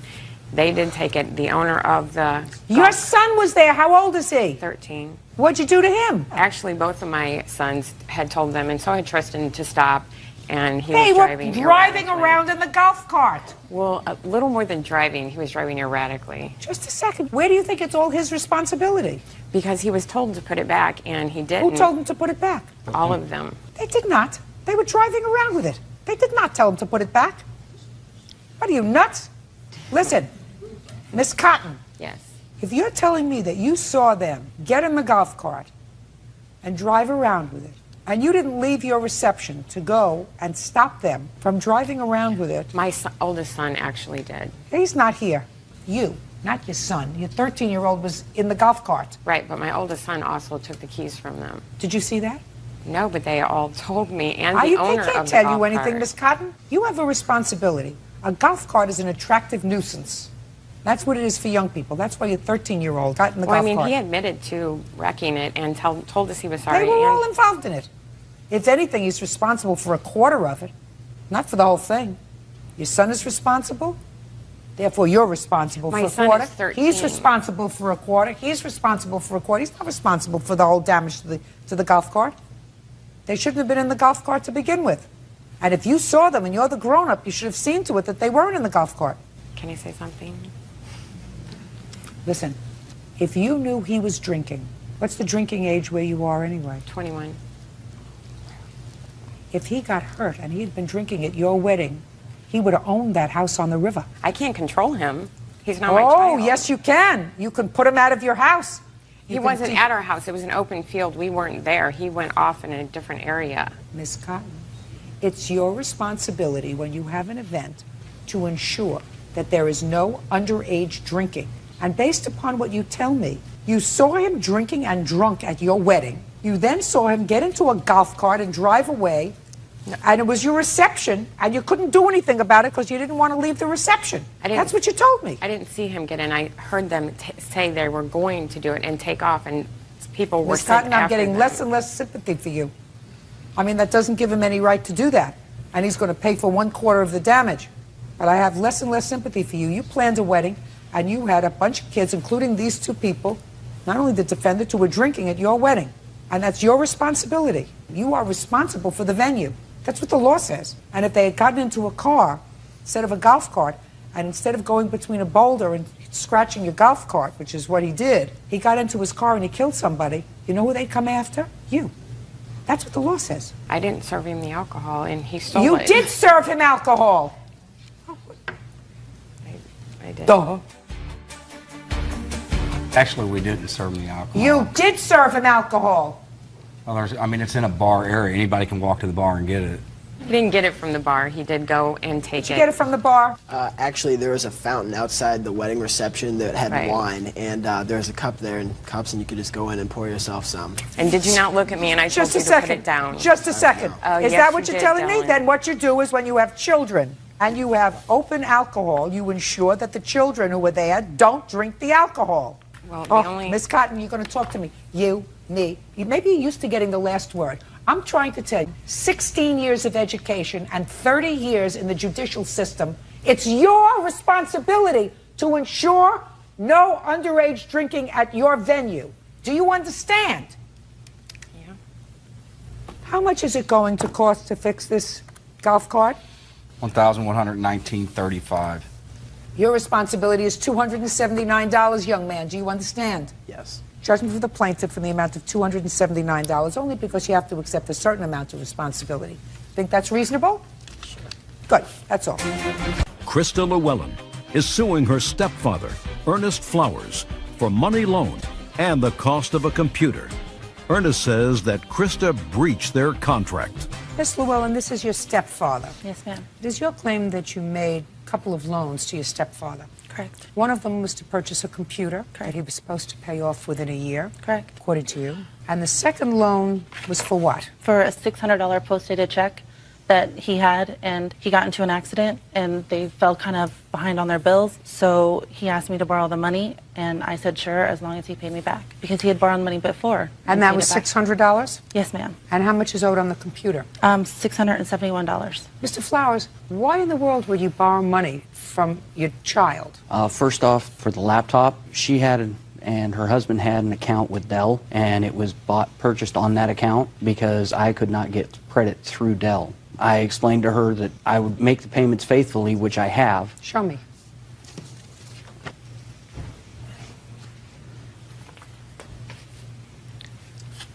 There's 3 months worth of payments. It shows that each month the payment was taken out. When was it purchased? It was purchased in February of 2006. You're just showing me 3 months' worth of payments. Yes, ma'am. That's all the further back that I can go with my bank. No, but you can get a statement from them as to how much you owe. How much was the computer? I believe $2,000. No. How much was it? A little over $1,000, like $1,029, $1,039. Is that there? Well, I have a printout from Dell, yeah. Can I This see is it, please? Everything. So the computer was purchased in 2006. Yes, ma'am. March of 2006? Yes.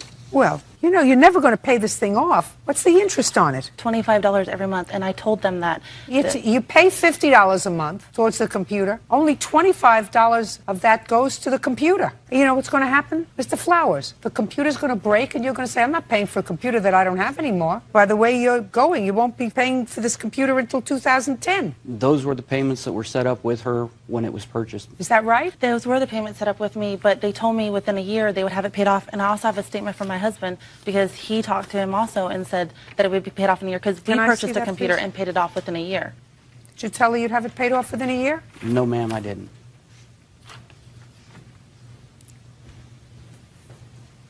Well, I accept this because it's a notarized statement for someone in the military and your husband is in Iraq. Right. He says that it was supposed to be paid off within a year. I was in a car accident on June the 13th and planned on, when I got my settlement, of clearing that bill. And? And I have not received a settlement yet, so... Well, when do you intend to get that, sir? I have no idea. It is in the lawyer's hands right now. Fine.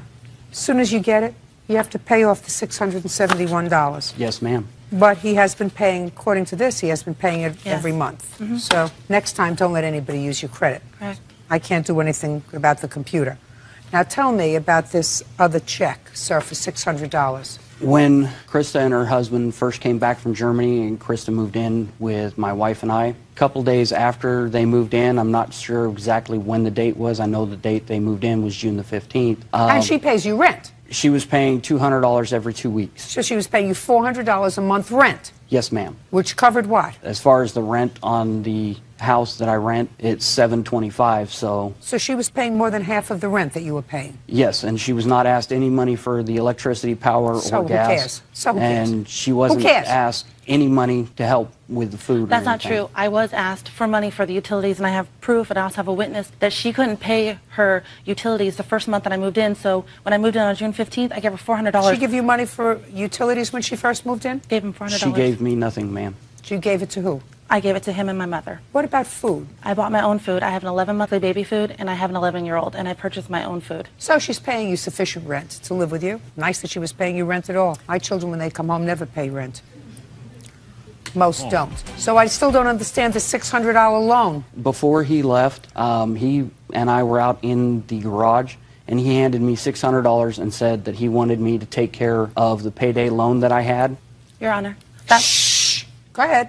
I explained to him at the time that I did not have the money to pay him back for that, and he said that was not a problem, that they had gotten extra money out of their taxes, and he wanted to help us out because we were helping out by having Krista live there while he was over in Iraq. Sounded like she was helping you out. Sounds to me, Mr. Flowers, as if you were in certain financial distress, because if you took out a payday loan, it means you didn't have money to cover your own bills. Otherwise, people don't take out a payday loan. And she was paying more than half of the rent on your house. So I don't know who was helping whom. Certainly, I didn't see you doing anything for her. Her mother helped out with the baby, not you. I don't see what she got out of living with you. As far as I'm concerned, I was at work. I worked 9-10 hours a day. You don't make enough money, sir, and your expenses exceeded what you earn. She was helping you out. And at the time out in the garage, when her husband gave me the money, it's not what he says that here. was a gift. It's not what he says. It's just not what he says in his notarized statement, sir. Your Honor. I can't help that. It's not what he says in his notarized statement. In any event, you should have been able to take care of yourself. You're a grown man. You don't take money from your children. You owe her the $600. What else? $180.42 for a gun that he had in pawn. Well, tell me, that's curious. I want you to tell me when you got it out of the pawn shop for him. I got it out on September 6th of 07. I went in with my sister because she was paying a pawn, and I saw his gun in the case actually for sale. So my mother's not such a nice woman. She just pawns his stuff for money and doesn't tell him sometimes. And I like Ernest. I think he's a really nice guy. And I mean, without her, he's a really nice guy. So I called him and I said, Ernest, did you know that you are going to lose your gun, that it's for sale. And he said, I didn't know that. And I said, the guy said that you could get it for $180. Did she call you from the pawn shop? She called me from the pawn shop, but she stated that the reason why she was calling was because the gentleman at the pawn shop had gotten strict instructions from me when I dropped it off there that he was not to release it to anybody but me. He admits to owing me for the gun, though. No. Because yes, he does. I didn't ask you to go pick the gun I have up. a statement that he sent to small claims court saying that he owed me for the gun and for the dog. Let me see. Let me see. Let me see. Good. He admits to owing me for the gun. It says, do you agree that you owe the plaintiff money? Yes. If yes, how much do you agree that you owe? $344. I want you to look at this, sir. Did you remember you filled this out? Yes, ma'am, I do. But it says that you owe her then for the vet bill and the $180 for the gun. Because she had asked me afterwards to be paid back, and because of the fact that she was nice enough to do that, I was going to pay her back to be nice. Good. Now, but then, perfect. Then she So you files pay this it back to be nice. Good. So far you owe $780. Anything else? Yes, I would like the return of my rent because I paid them rent on the 1st of October, and on the 3rd they threw me out. They had my stuff packed. They gave me 5 minutes to get my stuff. They kept some of my stuff. They broke some of my stuff. Why did they throw you out? Because my mother's got split personalities and she's just crazy. She's not Why the did you same throw her person out? from day to day. The specific reasons I don't know. All I know is I got a phone call from my wife stating that Krista's attitude was to the point to where she wasn't willing to deal with it anymore. Fine. So and she you owe her rent. No, ma'am, because of the fact that the extra utilities that were used. Forget the extra utilities. It's ridiculous, Mr. Flowers. She paid you the rent the 1st of the month, and you threw her out the 3rd of the month. You owe her rent. We did not throw her out. She was given the opportunity to either stay or drop her attitude. No. She chose to leave. You can't have a tenant, and you have to make up your mind whether you treat somebody as a tenant or your child. If you treat her as rent from her, if you treat her as a tenant, and you tell her, well, I don't like your attitude, either you have to drop your attitude or you have to move out. That's throwing her out. Can't have it both ways. She has her $200 rent back. That's $980. Anything else? No. Good. Judgment for the plaintiff in the amount of $980. Thank you. That's all. 19-year-old Gabriel Chavarria says ex-girlfriend Erica Kallick owes for burning his clothes and punching him. Erica is countersuing, claiming Gabriel gave her a black eye. Mr. Chavarria, the defendant is your former girlfriend, according to your complaint, after an argument at your sister's house. Is this your sister? That is correct. Miss Kallick assaulted you, and later she burned some clothes that you had been laundering at her house. Miss Kallick says she didn't burn your clothes, she doesn't know what you're talking about, but that you assaulted her during this altercation, and she is counterclaiming. Now, when did this altercation take place at your sister's house? On October 7, 2005. Tell me about it. I was in the process of moving my clothing from my friend's house to my mom's house. So I asked Erica if I can do my laundry at her mom's house, and she said yeah. Why didn't you do the laundry at your mother's house? Because she doesn't have a washer and dryer. Do you have a key to that house? No. How did you get in? Her brother was there. Who was this? That's her brother. Did you let him into the house? No, he wasn't there. Like, I don't remember him letting him in. Don't speak. Okay, go ahead. Okay, and I did my laundry, and there's some things that I dry, and then there's other things that I hang up. So I hung up all my clothing in her closet. You hung up wet clothes in her closet? I hung up my jeans, some of my work shirts, a couple sweaters, and that's about it. Go ahead. So I went and picked her up at about 12:30. Where did you pick her up from? From school. Where do you go to school? At Spokane Community College. What are you studying? I'm going for administrative systems. What time did he pick you up at school? 12:30. And where did you go? We went back to my house. When you got back to your house, was his laundry dry or wet? When he left him from his friend's house, they were still in his trunk. He never did laundry at my house. He was going to, but we ended up going to go look for apartments to live in. How do you know they were in his trunk? Because he had brought them from his friend Mike's house. What I'm asking you, Miss Kallick, is how do you know his clothes were in his trunk? Okay, I don't know. I'm assuming that they were. Fine. What did you go to your house for? Because we went and got a paper, and we sat there at my house and circled apartments and called and made appointments to go look at the apartments. Where was your brother? He was in his room. Did you see him there? Yes. Did you go into his room? Yes. He didn't come out to you. You went into his room. Well, not at this time. He was... I'm just asking you a question. No, I went into his room. That's what I asked you. Next. When we were looking for apartments, we went to one place, and we didn't really like it, so we decided to go to my sister's house, Clarissa. me and Clarissa's ex-boyfriend went to the store. And when I came back, my friend Mike said Erica's in the room talking to her ex-boyfriend. So I went to listen on the phone to see if it was true. And she was on the phone talking. Just a second. What do you mean you went to listen in on the phone? I went into my sister's room to And you listen. picked up the extension? Yeah. That's pretty gross. Okay. Then I went into the room and asked Erica why she was calling her ex-boyfriend. And then she said, "Why do you care?" And I was like, "Because I'm your boyfriend." I was like, "Would you want me to be calling my ex-girlfriend at one of your brother or sister's house and then be trying to hide it from my sisters like you're doing, like you're going to go cheat on me or something?" Then she got up and she's like, "Oh, you're always so jealous." And she started cussing me out and screaming at me. Then I took the phone from her, and then that's How when did she... you get the phone from her? Because I told her to leave. Well, so far, all I'm hearing is, and I said to her, "How would you think you would feel if it were me talking to an ex-girlfriend at your brother's house?" And I took the phone from her. Tell me how you took the phone from her, sir. The phone is in her hand, yes. And then I grabbed the phone from her. Okay, well, now we get to the grab part. Her hand, and what happened when you grabbed the phone from her hand? I told her to leave my sister's house. You grabbed the phone from her hand. Did she pull back? No. She just gave you the phone? She didn't give it to me. She tried to keep it in her hand. Well, that's what I'm asking you. Pay careful attention. Life has a certain rhythm to it. There are certain natural things that happen. Yeah. And when you get to be my age, things become more natural. You know, if it doesn't make sense, it usually doesn't happen. So that she's talking to the ex-boyfriend on the phone. You go to grab the phone out of her hand. She pulls back. You pull back. So now you're in a struggle for the phone, right? Correct. And then what happened, sir? So I had the phone in my hand. How did you do that? I took the phone from her hand. You overpowered her. That is correct. And?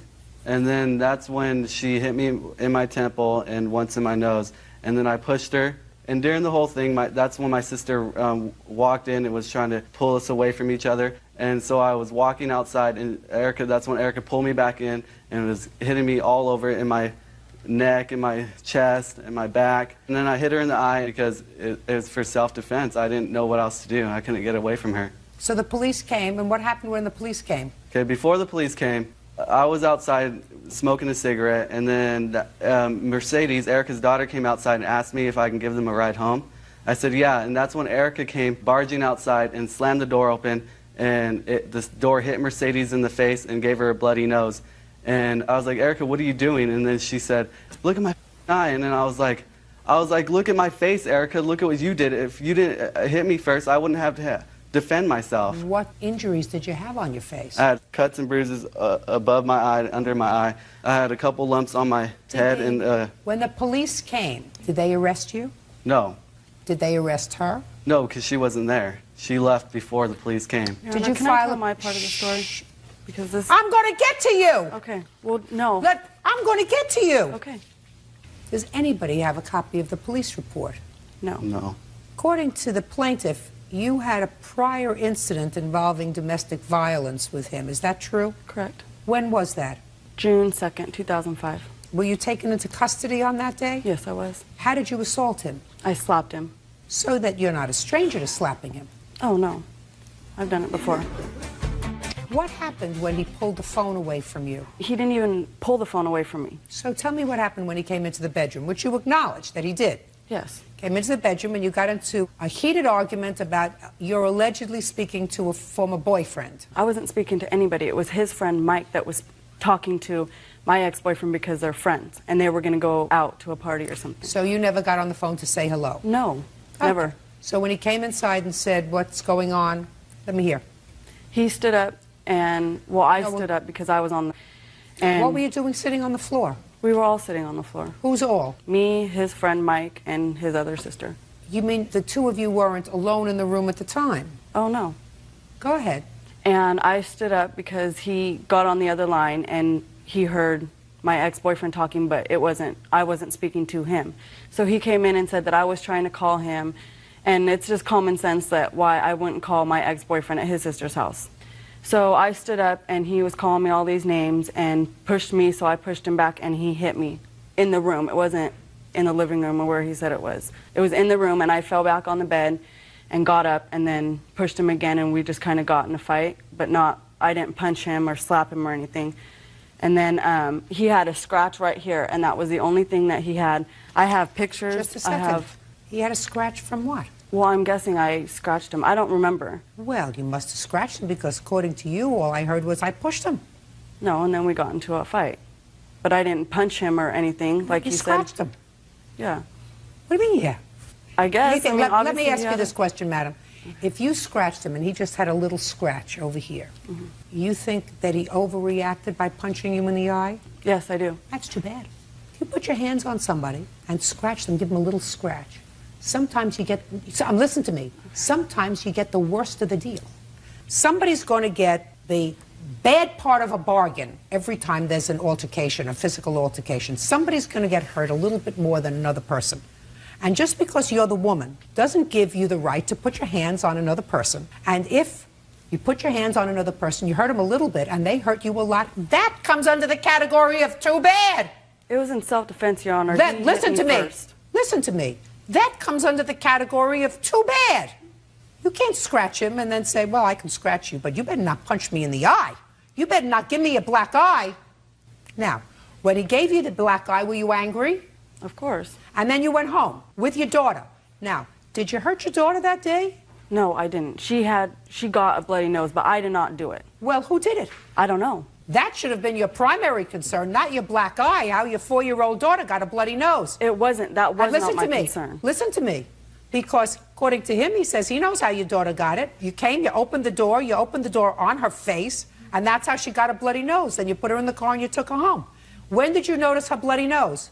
Right away, right when it happened. Well, if you noticed it right when it happened, how did it happen? Because my back was faced toward her, and then she started crying. I said, what happened? She goes, I got hit in the nose, and it was bleeding. That's the only thing. Then I grabbed her and walked downstairs and walked to my mom's work because he wouldn't give me a ride home.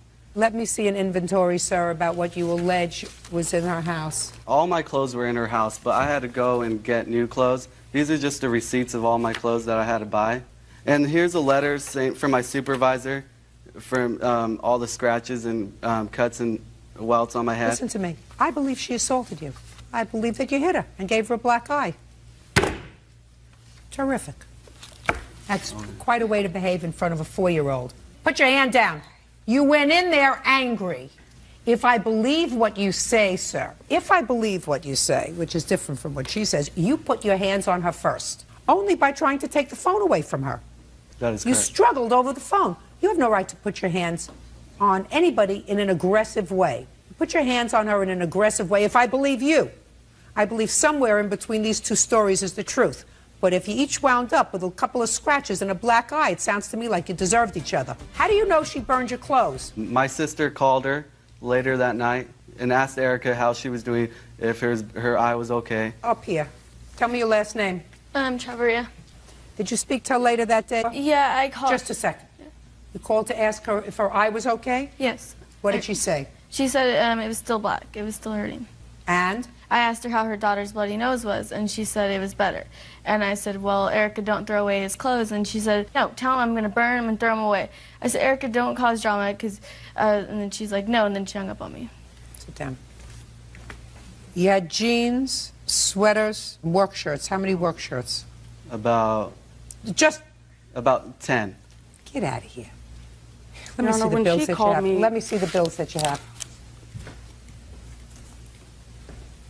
Donna, can I say something? Go ahead. When she called me, she never asked about his clothes because his clothes were never at my house. She asked me if I was okay, and I was like, yeah. I said, why are you going to call, now and ask me if I'm okay when she didn't try and do anything when he hit me? What about when you hit him? What do you mean? Did she try to do anything when you hit him? No. She tried breaking us up and saying, Gabriel, just stop. All the clothes that you purchased, sir, were $453. Judgment for the plaintiff in the amount of $453. Your counterclaims dismissed. That's all. 21-year-old Dora Spicer and her mother, Brenda Waters, are suing the father of Dora's children, Leonard Kiwi, for a loan to get his car fixed, the return of belongings, and pain and suffering. Who's Miss Waters? Miss Spicer, this is your former boyfriend, and you have 2 children with him. Is that right? Yes. How long have you been together? We were together a little over 5 years. How old are you now? 21. And how old are you? 24. So you were 19, you were a baby. You were I was 16 when we got together. And how old are your children? 3 and 16 months. According to your complaint, things in the relationship went south. You had gone to bartend at a party. Mr. Kiwi came to the party. He didn't like the way you were dressed. He thought you were being flirtatious. You even went so far as to wear makeup. There was an altercation, and you left. Yes. Him. Yes. Took the children, and you went to your mother's? Yes. According to your complaint, he refuses to return your personal property. Yes. That's what the case is about. And that personal property, you're talking about your clothing? Yes. And your children's clothing? Yes. What else? My daughter's TV and DVD player that my mom bought her for Christmas. Your daughter, who's 3 years old, got a TV and a DVD player? Yes. Get over it. Now, Mr. Kiwi, let's deal with this one thing at a time, sir. Do you have her clothing? No, I allowed her to come over on an agreement.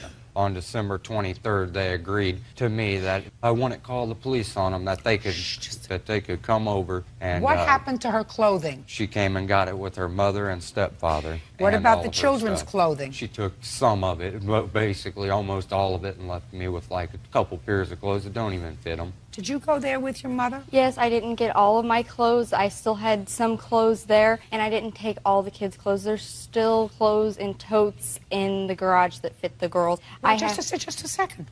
He's their father. Who bought the clothes? He did. My mom did. His mom did. His sister did. Well, you can't take all the clothing. I What is don't he want all supposed the to have? clothes. You took some. Yes. Good. So, and some he has. Yes. Now, your clothing. Yes, I have a few pairs of jeans over there, some more shirts over there. You're talking about nonsense. You're talking about little stuff. What are you suing him for? I mean, I don't get it. You were together 5 years. We're not talking about a couple of pairs of jeans, madam. No, but they're mine. I should be able to get them. Well, do you have her jeans? I found one pair of jeans that was in the dirty clothes, and that's All right, the only reason she so didn't pack take it up them. and get it over to her. Yeah. Now, let's get to your mother. I can't stand to deal with nonsense. You say that you loaned him $1,000 to fix his truck. Yes. When?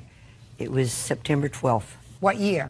Did she give you $1,000 to fix your truck? No, she found a gentleman who at a bar who works on vehicles, and at first I was going to sell my Explorer to him, parted it out. Did but then she he pay said he could- $1,000 to have your truck fixed? Yes, but Okay. Now, it is your defense to that yes. that you had loaned her $3,000 a year before. Well, I took out a loan for $3,000 because I was $1,000 behind on rent, so I paid $1,000 on rent, and I gave her $2,000 so their house would not be foreclosed on because they've took out like 4 mortgages on their home. When did you give her the $2,000? Before the Explorer was fixed. Do you have any proof of that? The only thing that I would have had was be like from my bank that say I paid off the loan, but unfortunately I didn't bring that because it's not paid off yet. Okay. Tell me how it came about that you gave her the $2,000. Tell me about it.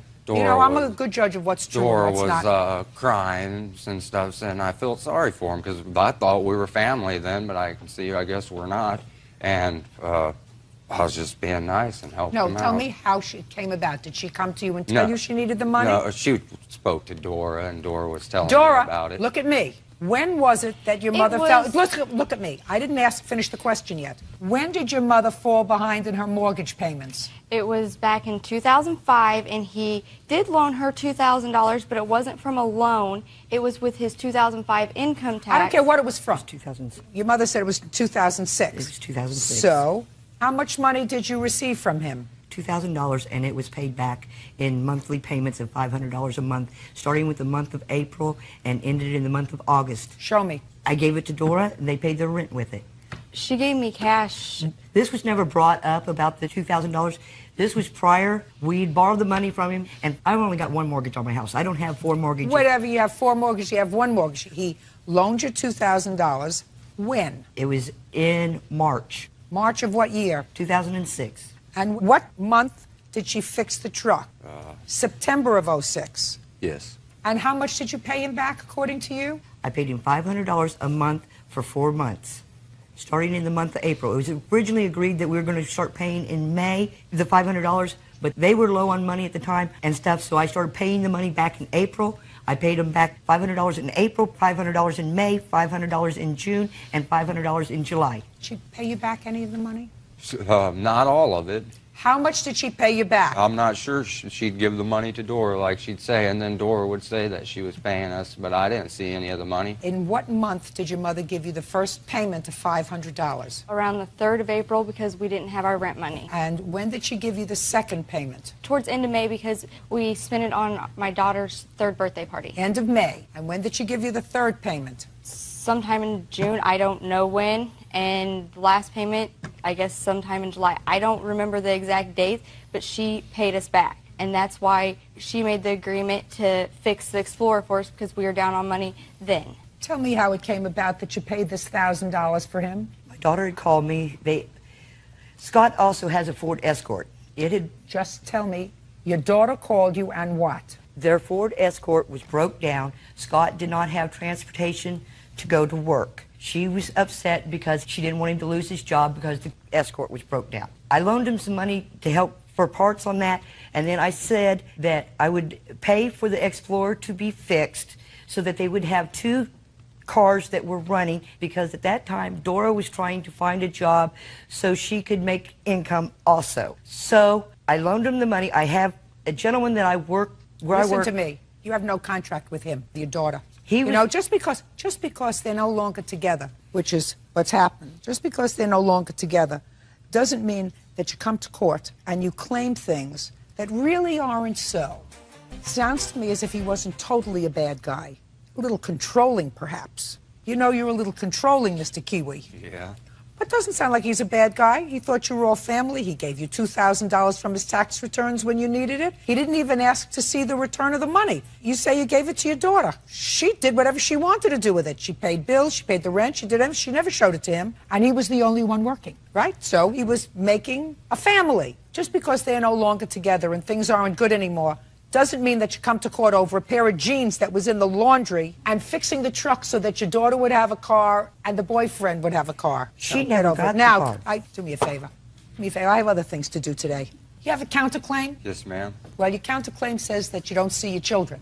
Yes. That's your counterclaim. Yes. That's for a different court, sir. Okay. Are you in another court about seeing your children? Yes. Do you see your children now? Every now and then, but it's a very big hassle because they will not take my children to the designated spot because it is not in writing. So since it's not in writing, they make me go to their house, and they know I cannot go over there because I have an ex parte. And when I go over there to see my kids, they call the police. Her mother comes out and stepfather and tries to kick my butt. So I got ex partes against them as well, her mother and stepfather. What arrangement? Uncross your arms. What arrangements have you made for Mr. Kiwi to see his children? Don't look over there. We have called him, and my sister calls him at work because I can't speak to him. Calls him at work, tells him to meet my dad up the road at a store called Clyde's. He always makes an account. He doesn't have gas. He can't get to where it is. So my dad drives to Steve's, a gas station that's closer to him, and drops off the girls. When was the last time he saw the children? 2 weeks ago. He's supposed to get them this weekend. And before the last visitation, when was the last time he saw the children? 2 weekends before that. Okay. Well, you're going to have to deal with the courts about that, Mr. Kiwi. You understand that? Yes. I suggest that you get whatever you need in writing, get it in writing. Do you understand? Yes. Very good. Okay. This case is going to be resolved this way. I want you to go into the laundry, and I want you to get her pair of jeans that she left there, put it in an envelope, and mail it back to her. Do you understand? Yes. Other than that, the case is dismissed. Goodbye. Coach Kiev says her former live-in boyfriend, Jovial Monzon, owes for the return of property and for the cost to repair her home. Miss Kiev, how long did you and the defendant live together? We lived with each other for over 5 years. In your complaint, you say it was 6. 6 years, yes. That's when the trouble started. And during the time that you were living together, were you working? Yes, I was working. Continuously? Continuously. And what about the defendant? Was he working? No, he was always between jobs. He had over 5 jobs. How long were you unemployed, Mr. Monson? It was like a month. But other than that, you were working? Yes, ma'am. And how did you arrange your finances? In my paycheck, I pay the mortgages and bills. And what about with his paycheck? His paycheck, whenever he can help me, he'll give me some money. It doesn't seem like a very, very appropriate financial arrangement. Did you have a joint bank account? At one point, we did. Oh, fine. So you had a joint bank account. And when you had a joint bank account, did you deposit your paychecks? Yes, I did, but money was missing from the account. Plus, child support was pulling money from the account because he owed over $53,000 in arrear back payments, which I have evidence. You're going to have to show me. I got it. You picked him. Right. Right. Bad apple. Well, I would have figured that out if it's true within a year, not 6 years. You have no children together? No. Perfect. This is your complaint. You say that he trashed your house when he moved out, and you want him to fix up the house, that he also took all the property in the house. When he moved out, you want the return of value of your property.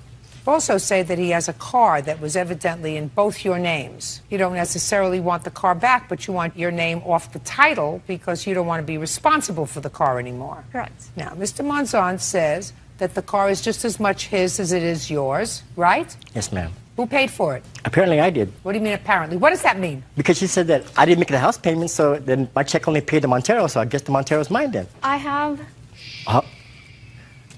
I mean, that's what she told me. My check wasn't making the house payment. It was just paying the bills in the Montero. Hello, how did you make the house payment then? Just a second. Did you take any property from the house, sir? The property I took from the house... No, the answer is either yes, I did. Or no. What property did you take from the house? I took some furniture that I bought. That you bought when? When we were together. From what money? Is not an answer. Like August. From the money August? I mean, what'd you say about the furniture? I mean, you're confusing me, I'm sorry. I want you to try to pay attention, not try to think ahead. Okay. It will be too taxing for you. I want you to think of what I'm saying just at the moment. Do you understand? Yes, ma'am. Where did you get the money from that you used to purchase the furniture? Oh, from my check, from my work, my job. Okay. Did you deposit it in a bank account? No, I gave her my check, and I had my own money. You mean you had different money from the money that you earned from your work? Since we were no longer together, as she claimed, I wasn't going to give her the rest of my check anymore. I'm asking you about the furniture that you purchased, sir, that was in the house. Yes, I purchased it. Oh. See, this is not going to be easy. Listen, almost marrieds don't cut it in court, especially this one. Is not particularly interested in your almost married debt, your almost married joint property, your almost married bank accounts. You choose to get married, we've created an entire and an elaborate court system to deal with that. You choose to live together without benefit of marriage. There are certain things that you're going to fall short when the relationship terminates. Do you understand? Yes, ma'am. Very good. So, you want the furniture or the car? I'll take the car. Perfect. Where's the title? I had the register already in my name, because that's what she wanted. Fine, so it's out of her name now. Yes, it is. Is that what you want? Yes, and also the F-150, his truck, my name is also on there too. The F-150 is in my dad's name. It's no longer in the name. Okay, listen to me. Where is all the furniture? Some of it is gone because she abandoned the house and me, and I didn't know when she was going to come back or not. She left right... Where's the furniture? It's gone. Did it fly away, sir?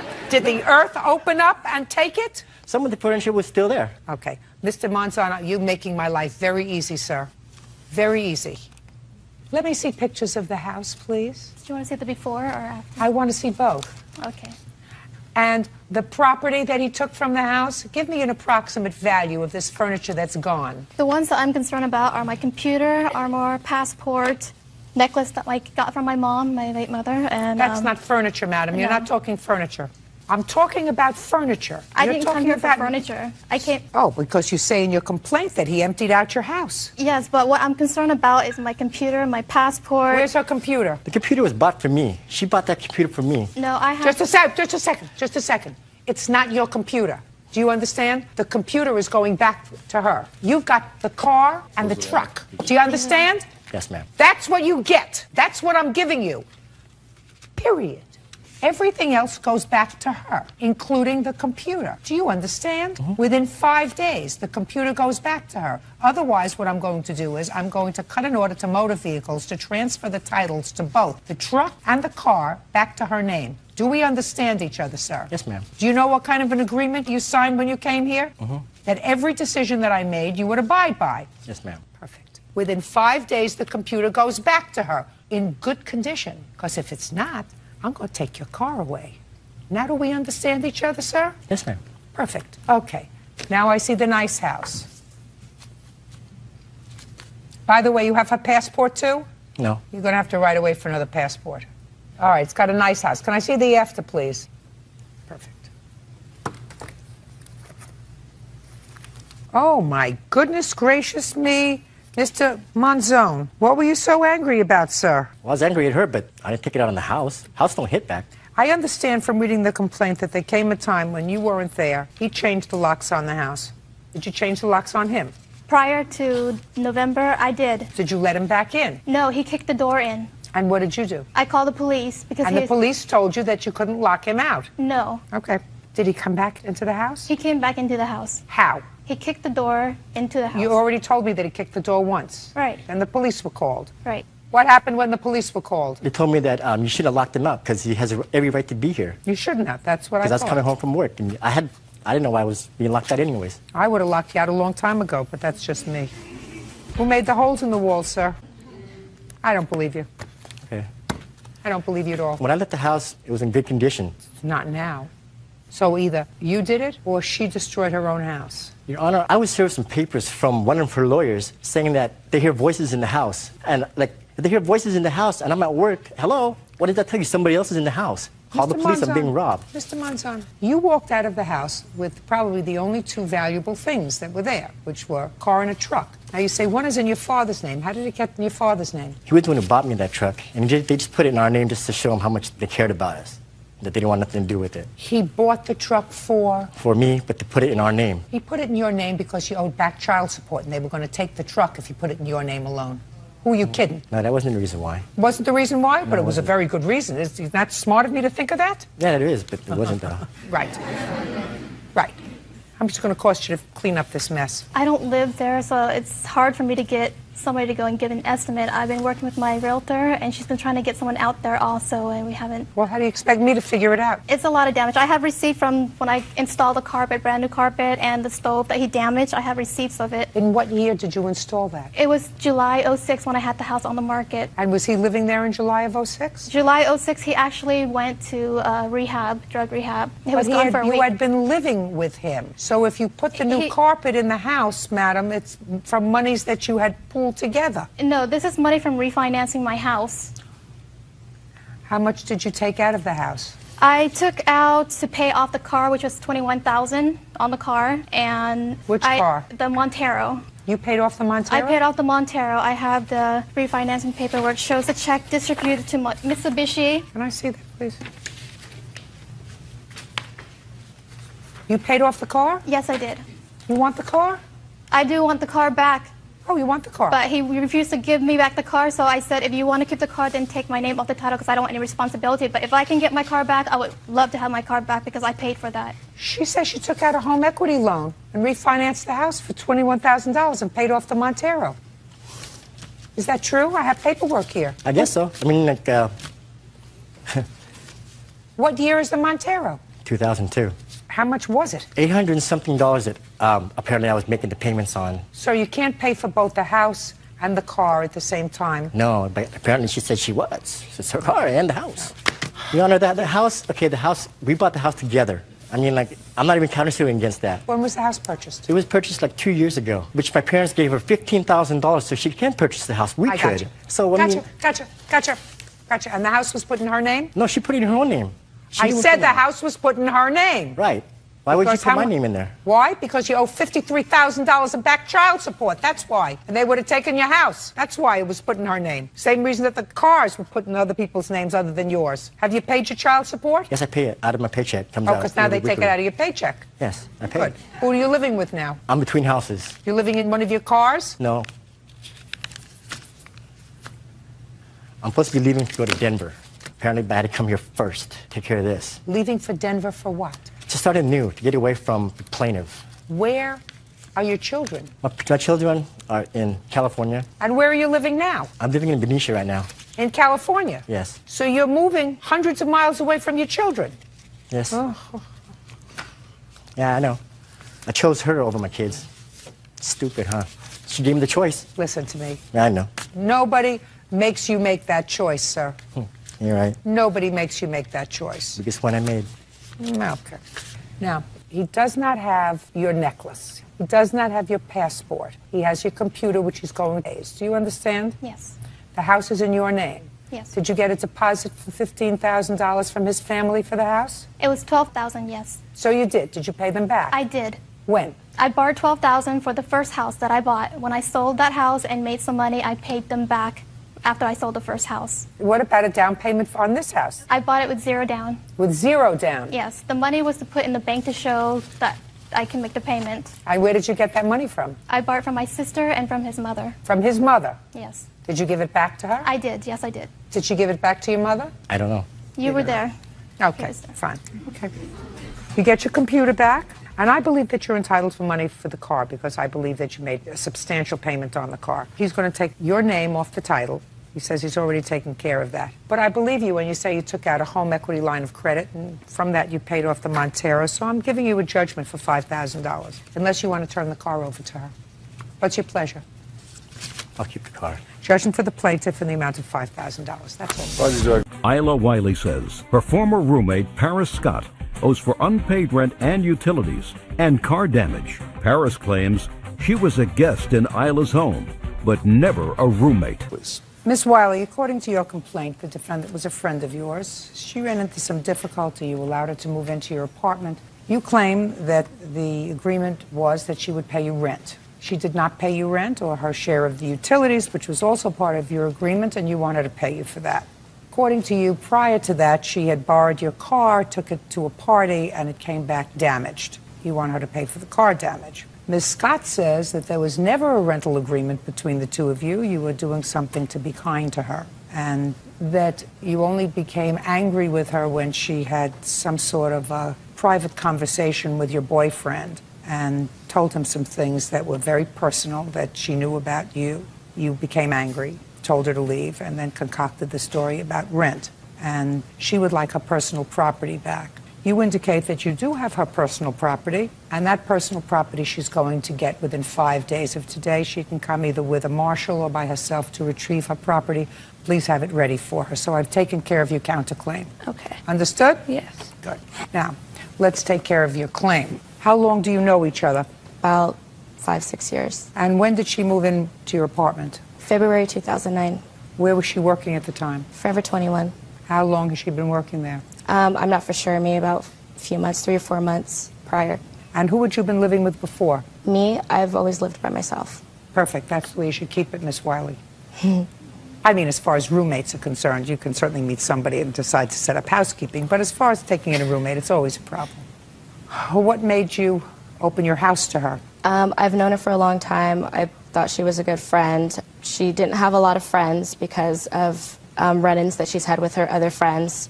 And then on top of that, she was always coming to my house. She was always crying. She was always upset because she had got into an argument or she was fighting with her dad or, you know, they were having disagreements. So it was total drama. And I told her that, you know, my house is always open if you want to come stay here. So then she asked me, like, how much would it be if I rented? And I told her you would have to pay half rent, which would be about $850 or more a month, including utilities. And she said that would be perfectly fine because she's working, and then that on top of that, you know, her mother and her father would help her with rent. So I told her that would be okay, and so I allowed her to start, you know, slowly and gradually moving her things in. How many bedrooms do you have? It's a 2-bedroom, 2-bath. So she moved into one of the bedrooms? Yes. In February. And when did she leave? She left in May when I told her to move her things. You were working all that time? Yes, I was. Why didn't you pay her rent? Because we never had an agreement to pay Well, rent. why would she take care of you? You moved into her apartment. You had your own bedroom. You have your own bathroom. Why No. wouldn't you pay her rent? Because the only time that I came to stay with her, my father did have problems. I don't care what the reason is. How old are you? I'm 21. Well, 21 years old. And you I have was a still job. living with my family. You have a job. Are you telling me you didn't live with her? I stayed with her from time to time. I didn't live with her for a constant, like, month after month. I'm sorry, she did live with me. I did stay with her, and I would go home or stay with someone else. Hey, your problem is you don't have a mind. Because if you had a mind, you would remember what you signed, which was your sworn statement. You want me to read it to you? You can if you want. We never once had a conversation about rent prior to me moving in. In April, my family was evicted from their place and was scrambling to find a new home. She allowed my family also to store new things in her apartment. Although I stayed there part of the time, I did bounce from place to place. Yes. I never moved in permanently. She let me stay there. Give me the name of the people that you bounced to. My witness, Latice, and then I went back home with my family. Last name? Hampton. When did she stay with you? She started staying at my house in May, the beginning of May. May? Thank Yes. you. You may sit down. We're not interested in May. We're interested in February, March, and April. I never moved in February. I was still at home. She doesn't have a specific date that I moved in. What stuff do you have at her house that you're counterclaiming for? I do have a suitcase of clothes. So you have clothes? Yes. What else do you have? You said you have my personal... Like, in the suitcase, I have, like, a mirror that my sister bought me for Christmas. The suitcase is stuff that we were packing up from the house that my family had to move out of. That's why that suitcase is there. I do have clothes there when I would stay with her. That's the other stuff. I want to know where else you would bounce to. You said you bounced. I would go back home. I would go back home and stay with my family. They were evicted in April.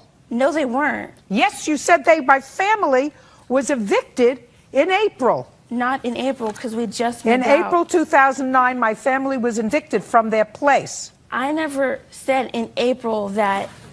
Would you show this to her, please?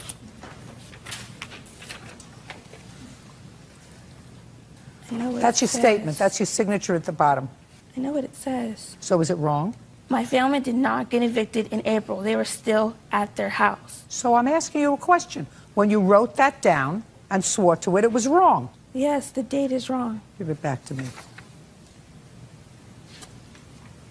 How much rent did you pay your family? I never paid rent for my family. Well, you got to pay somebody rent, madam. I never moved in. We never had You an got to agreement. pay somebody rent where you're living. If we had an agreement, yes, I would pay rent. If I never signed anything... You don't have to sign anything. If we signed it, then I'd be out of a job. Signed it makes it easy.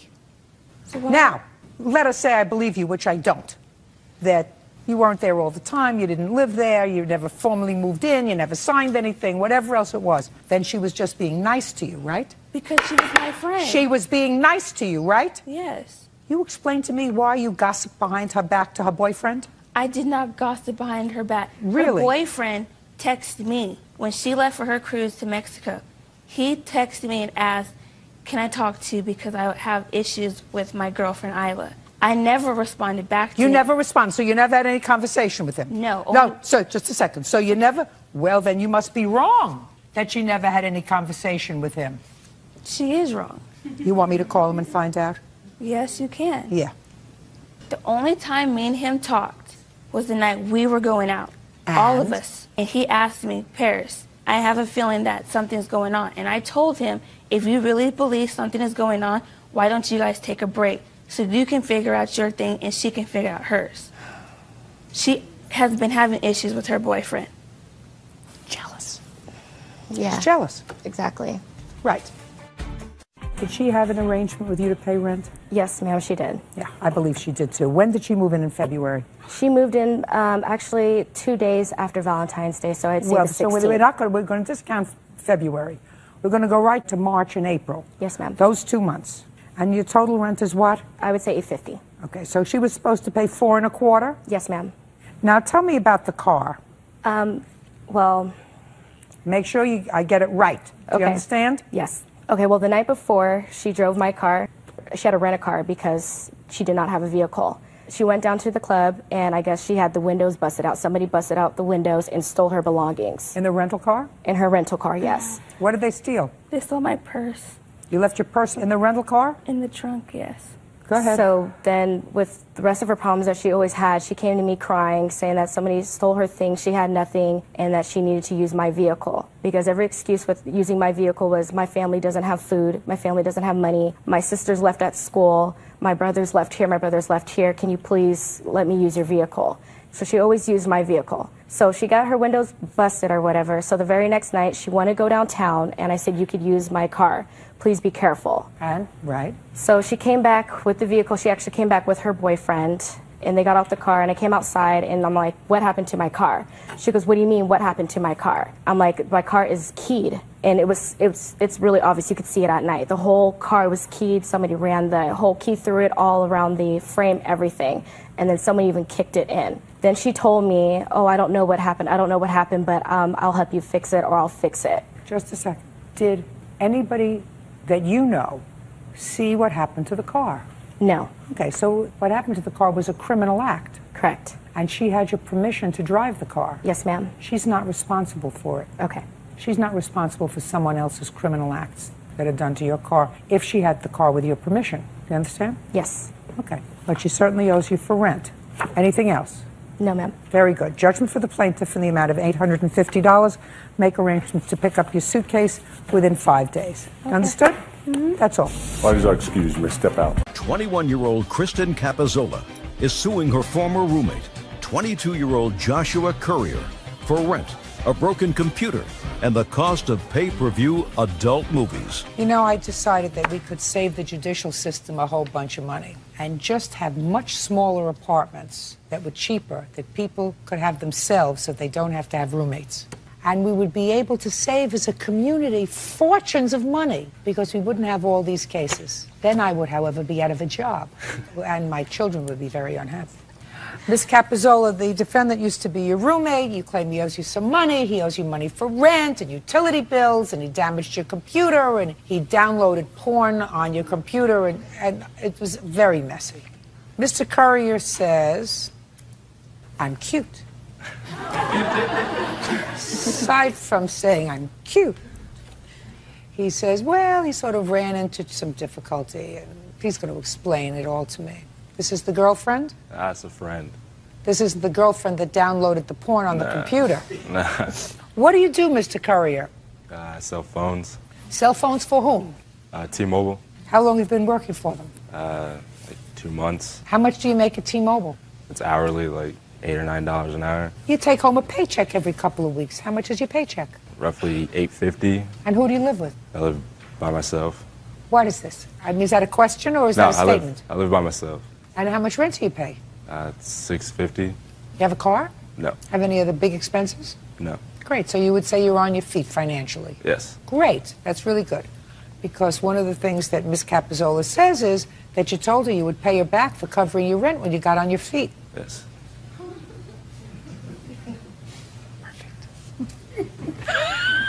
She's got to back into it, that's all. You know, you can't get on there right in the front. Right in the front's boring. You got to back into it. There you go. Right? That's right. All right, Ms. Capizzola, when did you start to room with, and it was just a roommate, is that right? Yes. Just a roommate.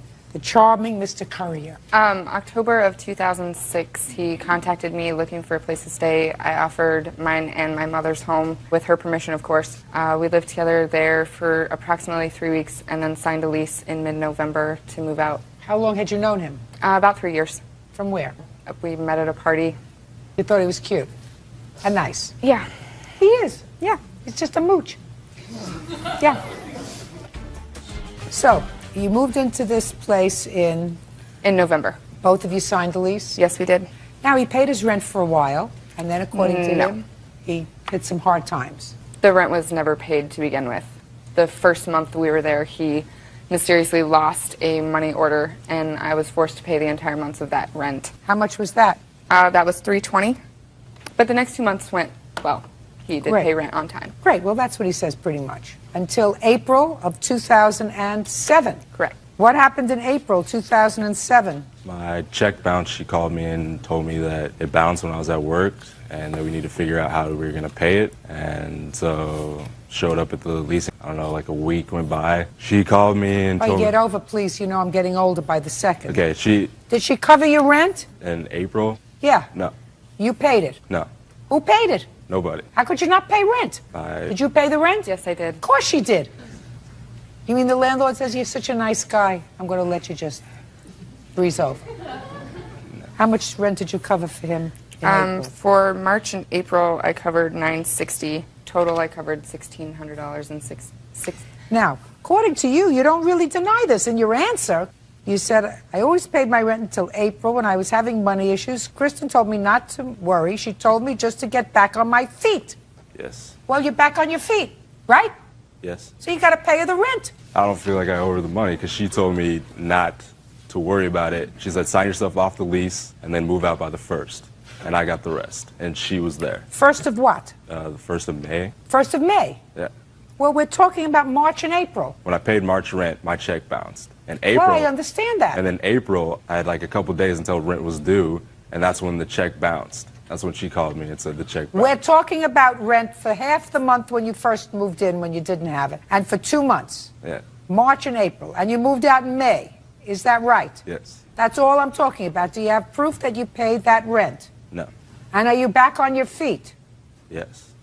Perfect. Cute, but no cigar. What else do you want from him? I would like half of the Comcast bill that I paid for 5 months. The agreement was we wanted cable, we wanted internet, we wanted a phone, so... You should have turned it off. You should have turned it off. If he wasn't paying it and he was not being terribly responsible with money, then you should have turned it off. You don't need cable. Right. Hum. I would at least like to be reimbursed for the porn that was rented on our cable bill. Yes, sir. Now, who rented the porn? My ex-girlfriend. And your ex-girlfriend was your visitor? Yes. And did she watch this all by herself? Yes, I had no recollection that she was watching it. Well, how do you know it was her? She told me. But she told me she paid it, so I didn't. How much was the porn? $81.90. $1,681. Your guest? Your worries. What else? My computer that is no longer in commission. I had to purchase a new computer. My computer is basically totaled. My mom was there when it happened. Well, what happened? Him and one of his friends were downloading music, and the blue screen of death came on, and the computer never worked again. Your permission to do that? He had my permission to be on the computer, yes. But I had no idea that viruses were being downloaded. And the second it happened, he told me, and he's like, I'll help you pay for half of it. What happened, sir? Actually, the night, I guess it crashed, I wasn't even there. I came home like afterwards, and her mom and my friend was there, and they were watching TV. And they said the computer did not work. And I said, okay, what happened? And they said it just crashed. And I said, okay. And then she was like blaming my friend. And then I was like, that's not right. She downloaded music on it too, so it doesn't matter. And that's why I was only suing for half. Did you? Yes. Forget it. All right, you owe for the rent and you owe for your girlfriend's porn. Judgment for the plaintiff in the amount of $1,681. Thank you. Megan Coe claims ex-boyfriend Ryan Anderson owes for loans to buy a car and to pay his DUI fines. Mr. Anderson, you have this petrified look on your face. Oh, I'm not petrified at all. Let's see what we can do about that. Okay. Miss Coe was a girlfriend of yours? Ex. I said, I want you to listen very carefully. Put on your listening ears, Sorry. Mr. Anderson. Yes, Your Honor. I said Miss Coe was a girlfriend of yours, correct? Yes. And you knew her for a long time, but got into sort of a more committed relationship around 2003. Sometime, according to you, Miss Coe, in 2005, you loaned the defendant $2,000. Correct. Now you want that money back. That's right. Mr. Anderson says, never any discussion of paying you the money back? It was a gift? Correct. She gave you $2,000 when, Mr. Anderson? It was approximately September of 2005. Were you living together at the time? Yes, we were. What was the money for? Well, it was some fines that I had occurred. What kind of fines? Through the court system. What kind of fines? They were for DUI conviction. How much were the fines? Approximately $900. Did you pay any of the fines, sir? I had paid some previously, and those were the remaining balance. How much did you pay? The total fines were about $2,800. Is this the first DUI that you had had? I had 2 within a short period of time. That's why the fines were so high. Yes, ma'am. So you paid $2,100, yes. You paid $2,100. The DUIs. I assume that you have something that's going to indicate that that's not the case. I'll look at it in a minute, Ms. Coe. So why did you need the $900 from Ms. Coe? I currently had no license, and I had to pay the fees off to acquire my license again. So I needed the money to pay off the fees to get my license to drive. Okay. And with the hours I was working, it was tough on Megan to get me to work and back from where we were living. So you must have said something to her. You had to have said something to her, because otherwise she'd have to be clairvoyant to know that Well, you needed she was 900 fully aware. She'd have to be clairvoyant to know that you needed $900, so that had to come a point when you said to her something like, I need $900 to pay for the rest of the fines. Well, we were in a committed relationship at the time. I don't care, we're committed relationship. I'm talking about words, spoken words. I understand that. So there's going to be words exchanged knowing, well, how come you're not driving? Well, I'm not driving because I still that's what I want to know. Mr. Anderson. Yes. That's what I want to know, sir. Yes. I want to know what the conversation was, what you said, yes, and what she said. Megan knew of my circumstances. Don't tell me what she knew. I want to know what you said. Okay, Megan knew because of words being exchanged to each other. I want the words. I had told Megan that I had received 2 DUIs in the past, and I still owed an amount of $900 that I had to pay to acquire my license. And she said to you? And it came to a point where she told me when I was eligible for that she would help me pay for those fines. Now, what did you say to her? That I said that would be great. I could use that, then I could get a car, and I could get my license. And she said, fine. Yes. And that's when she gave you the $900. That's when the $900 came into play for the fees, yes. And what was the other money she gave you? Apparently, she paid $1,000 for a 1983 GMC Jimmy. What do you mean apparently? What is that? I've never seen a receipt or a bill of sale for it. Well, who got the Jimmy? I drive the Jimmy. The registration's in my name. How did you get the car, sir? Megan knew somebody who was selling the vehicle, and she told me that she had given the gentleman $1,000 for the 1983 Jimmy. Okay, I never saw a bill of sale. And how did she give you the car? He drove the car to my house. I looked at it and said, okay, you know, not a mechanic or anything, didn't look under the hood, didn't do any of that. You know, looked at it, it was in, you know, good condition for a 1983, had low miles. It's like, all right, $1,000, that's a good deal. You know, the book value is $1,500. No, that's not a problem. So she gave me the keys, went down as soon as I could with the fees paid, and got my license and got the car registered under my name. Okay, and that's the money? Yes. So it's $1,900? Approximately $1,900, yes. Go. All right. Let's start with the DUI convictions and the fees. You were dying to tell me something. I have receipts for the payment of the fees, and it's over $900. I went and paid myself in cash, went to the courthouse for him because he had no transportation. Do you want to see them, the receipts? No, I believe it. He says that you paid them. Also, it was never a gift to him. It was fully intended to be a loan. I did it to help him out so he could get his license so I would not have to drive him around. Just tell me the conversation, madam. In September, he was eligible to get his license back. And so he was in the mix of trying to get his license back. He had these DUI fines that he needed to pay off. So I told him that I would loan him $900+ to pay off his DUI fines. And he would to pay me back in monthly payments and with his January of 2006 tax refund. Okay, did he do that? No. So he didn't pay you back in January 2006. When did you and Mr. Anderson separate? January of 2006. Tell me how that came about. Well, Mr. Anderson's continuous to drink excessively and black out, really pretty much assault me and pretty much say rude things to me. It pretty much came to the point the last night I was there that I had to sleep in front of the door so he would not leave and drink and drive again. Okay, so the fines you paid, and what about the car? How did that come about? He needed a car. I told him that I would loan him $1,000, and he had to pay me back the same way as the DUI fines. How did you find the car? My friend was selling his GMC Jimmy. It was $1,000. I asked him if I could buy it from him for Ryan, and he said yes. And you gave him a check? I gave him the check. And he gave you the keys? He gave me the keys and the title. And the title. And then you drove it home, or did he drive it home? Nathan drove it home. And where was Mr. Anderson? Mr. Anderson was at the apartment. Okay. Tell me what happened when you drove up. I was like, here's the GMC Jimmy. What do you think of it? I think it's a great car for $1,000. I don't think you're going to be able to find something better for $1,000. And he agreed with me. That's pretty much what he said? Mm-hmm. Was he working? Yes, working full-time. Just a second. September, October, November, December, he was working full-time. He now had a car. Right. How much of this $1,900 did he pay back to you? Zero. That's because it wasn't a loan. That's because it became a loan when you decided it was over. Because if it was a loan, he would have paid you $50 a month, $60 a month, $100 a month, $25 a week. He would have paid you back something between September and January. He made excuses as to why he could not pay me back. He couldn't afford to go into school. Then you should have thrown him out. What you did with the car was you spent $1,000 on a car and then you came home and surprised him. That's what you did. You didn't take him to buy the car. You didn't show him the car before you purchased it. You purchased a car for $1,000 and you came home and said, I got you wheels so that you could drive yourself to and from your job so that I don't have to do it anymore. And if the romance hadn't been over, he wouldn't have paid you back anything. We continued to have conversations after January of 2006.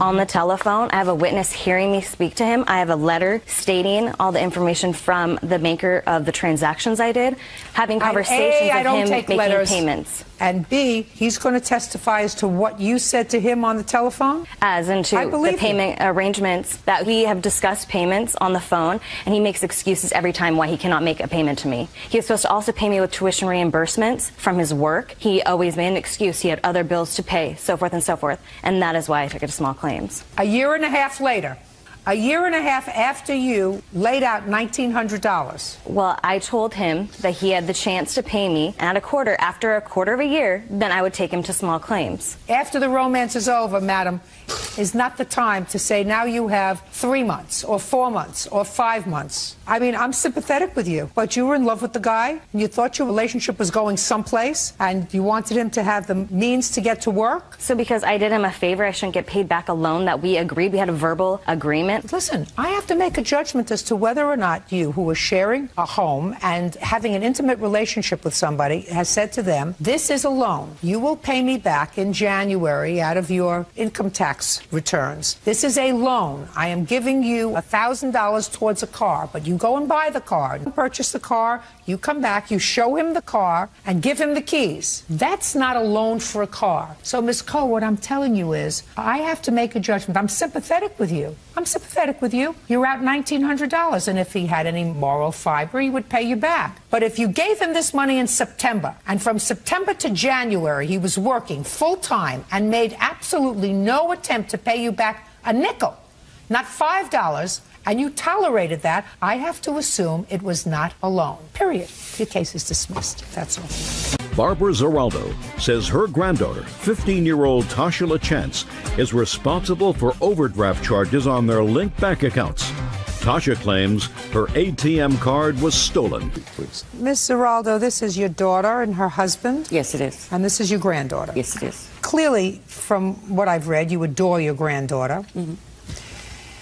The first part of your lawsuit says that you loaned your daughter money to have your granddaughter's hair done for something and she didn't pay you back. That was a while ago. I'm not dealing with that because of the second part of your lawsuit. Because the second part of your lawsuit says that you opened up a bank account for your granddaughter. That's right, yes. And you put some money in it, and that bank account was linked to your account. Yes, it was. And you gave her a bank card. Yes. So that when she needed money for things, she could go in and take out some money from the bank card. Yes. And at some point, someone overdrew that bank account, and they charged the linked account, which was yours. Yes. And you believe that your daughter should be responsible for that because she's the child's mother. Yes, I do. Who asked you to open this account for your granddaughter? No one did. My daughter and her husband have gone through a lot of financial difficulty, and I know it's been very hard. So last September, I decided to open a bank account for Tasha so I could transfer money into her account when she needed it for things like lunch money or if she needed clothes or any emergency, as I felt she was at the age that she did need this extra money. Oh, that's very nice of you, Miss Zeraldo. That's just a second. Okay, sorry. That's lovely of you. Granddaughter, if you need money for clothes, you call Grandma. That's right. And I'll tell you to come on over and I'll give you $20, $50, whatever you need. I want you to have it within reason. Yes. You live close by? No, we don't. That's why I opened the account. And How far away do you live? 35 miles. Not the other end of the world. How often do you see your granddaughter? Not as often as I'd like to. Well, I understand that not yes. as often as you like. How often do you see her? Maybe once every 2 months. Okay. Sit down, please. I want your daughter up, please. What happened to the money, Tasha? Part of the thing that your grandmother is complaining about, my dear, is that she didn't receive a satisfactory explanation. See how red you're getting? It's going to be all over after today. Now you're going to tell me how that money got taken out of your grandmother's account. your grandmother and you are going to be friends after today. She knows she made a mistake. Well, if she doesn't know it, I'm telling her that she made a mistake by giving a 15-year-old an ATM card, access to money. I wouldn't do it. They don't know what they're doing. They'll go and buy drugs. They'll go and buy things that our parents have no control over. Ridiculous. How did the account get overdrawn? The night that... Look at me right here. The night that this must have happened, I was babysitting. And I lost my bank card on the Friday before that Sunday because I get off school early. Did you tell your grandmother you lost the bank card? No, because I thought maybe I would have like found it or called the bus line and they might have found it or something.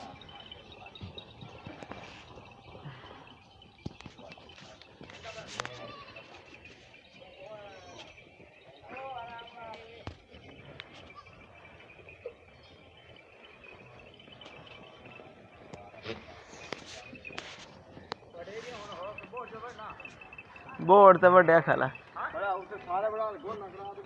नहीं बड़े उत्ता जान दिया पाइयां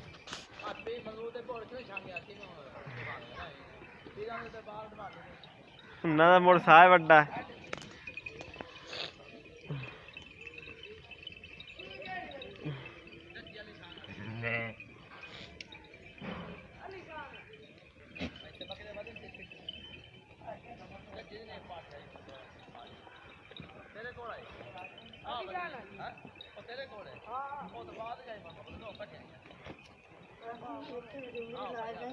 अच्छा चलो ठीक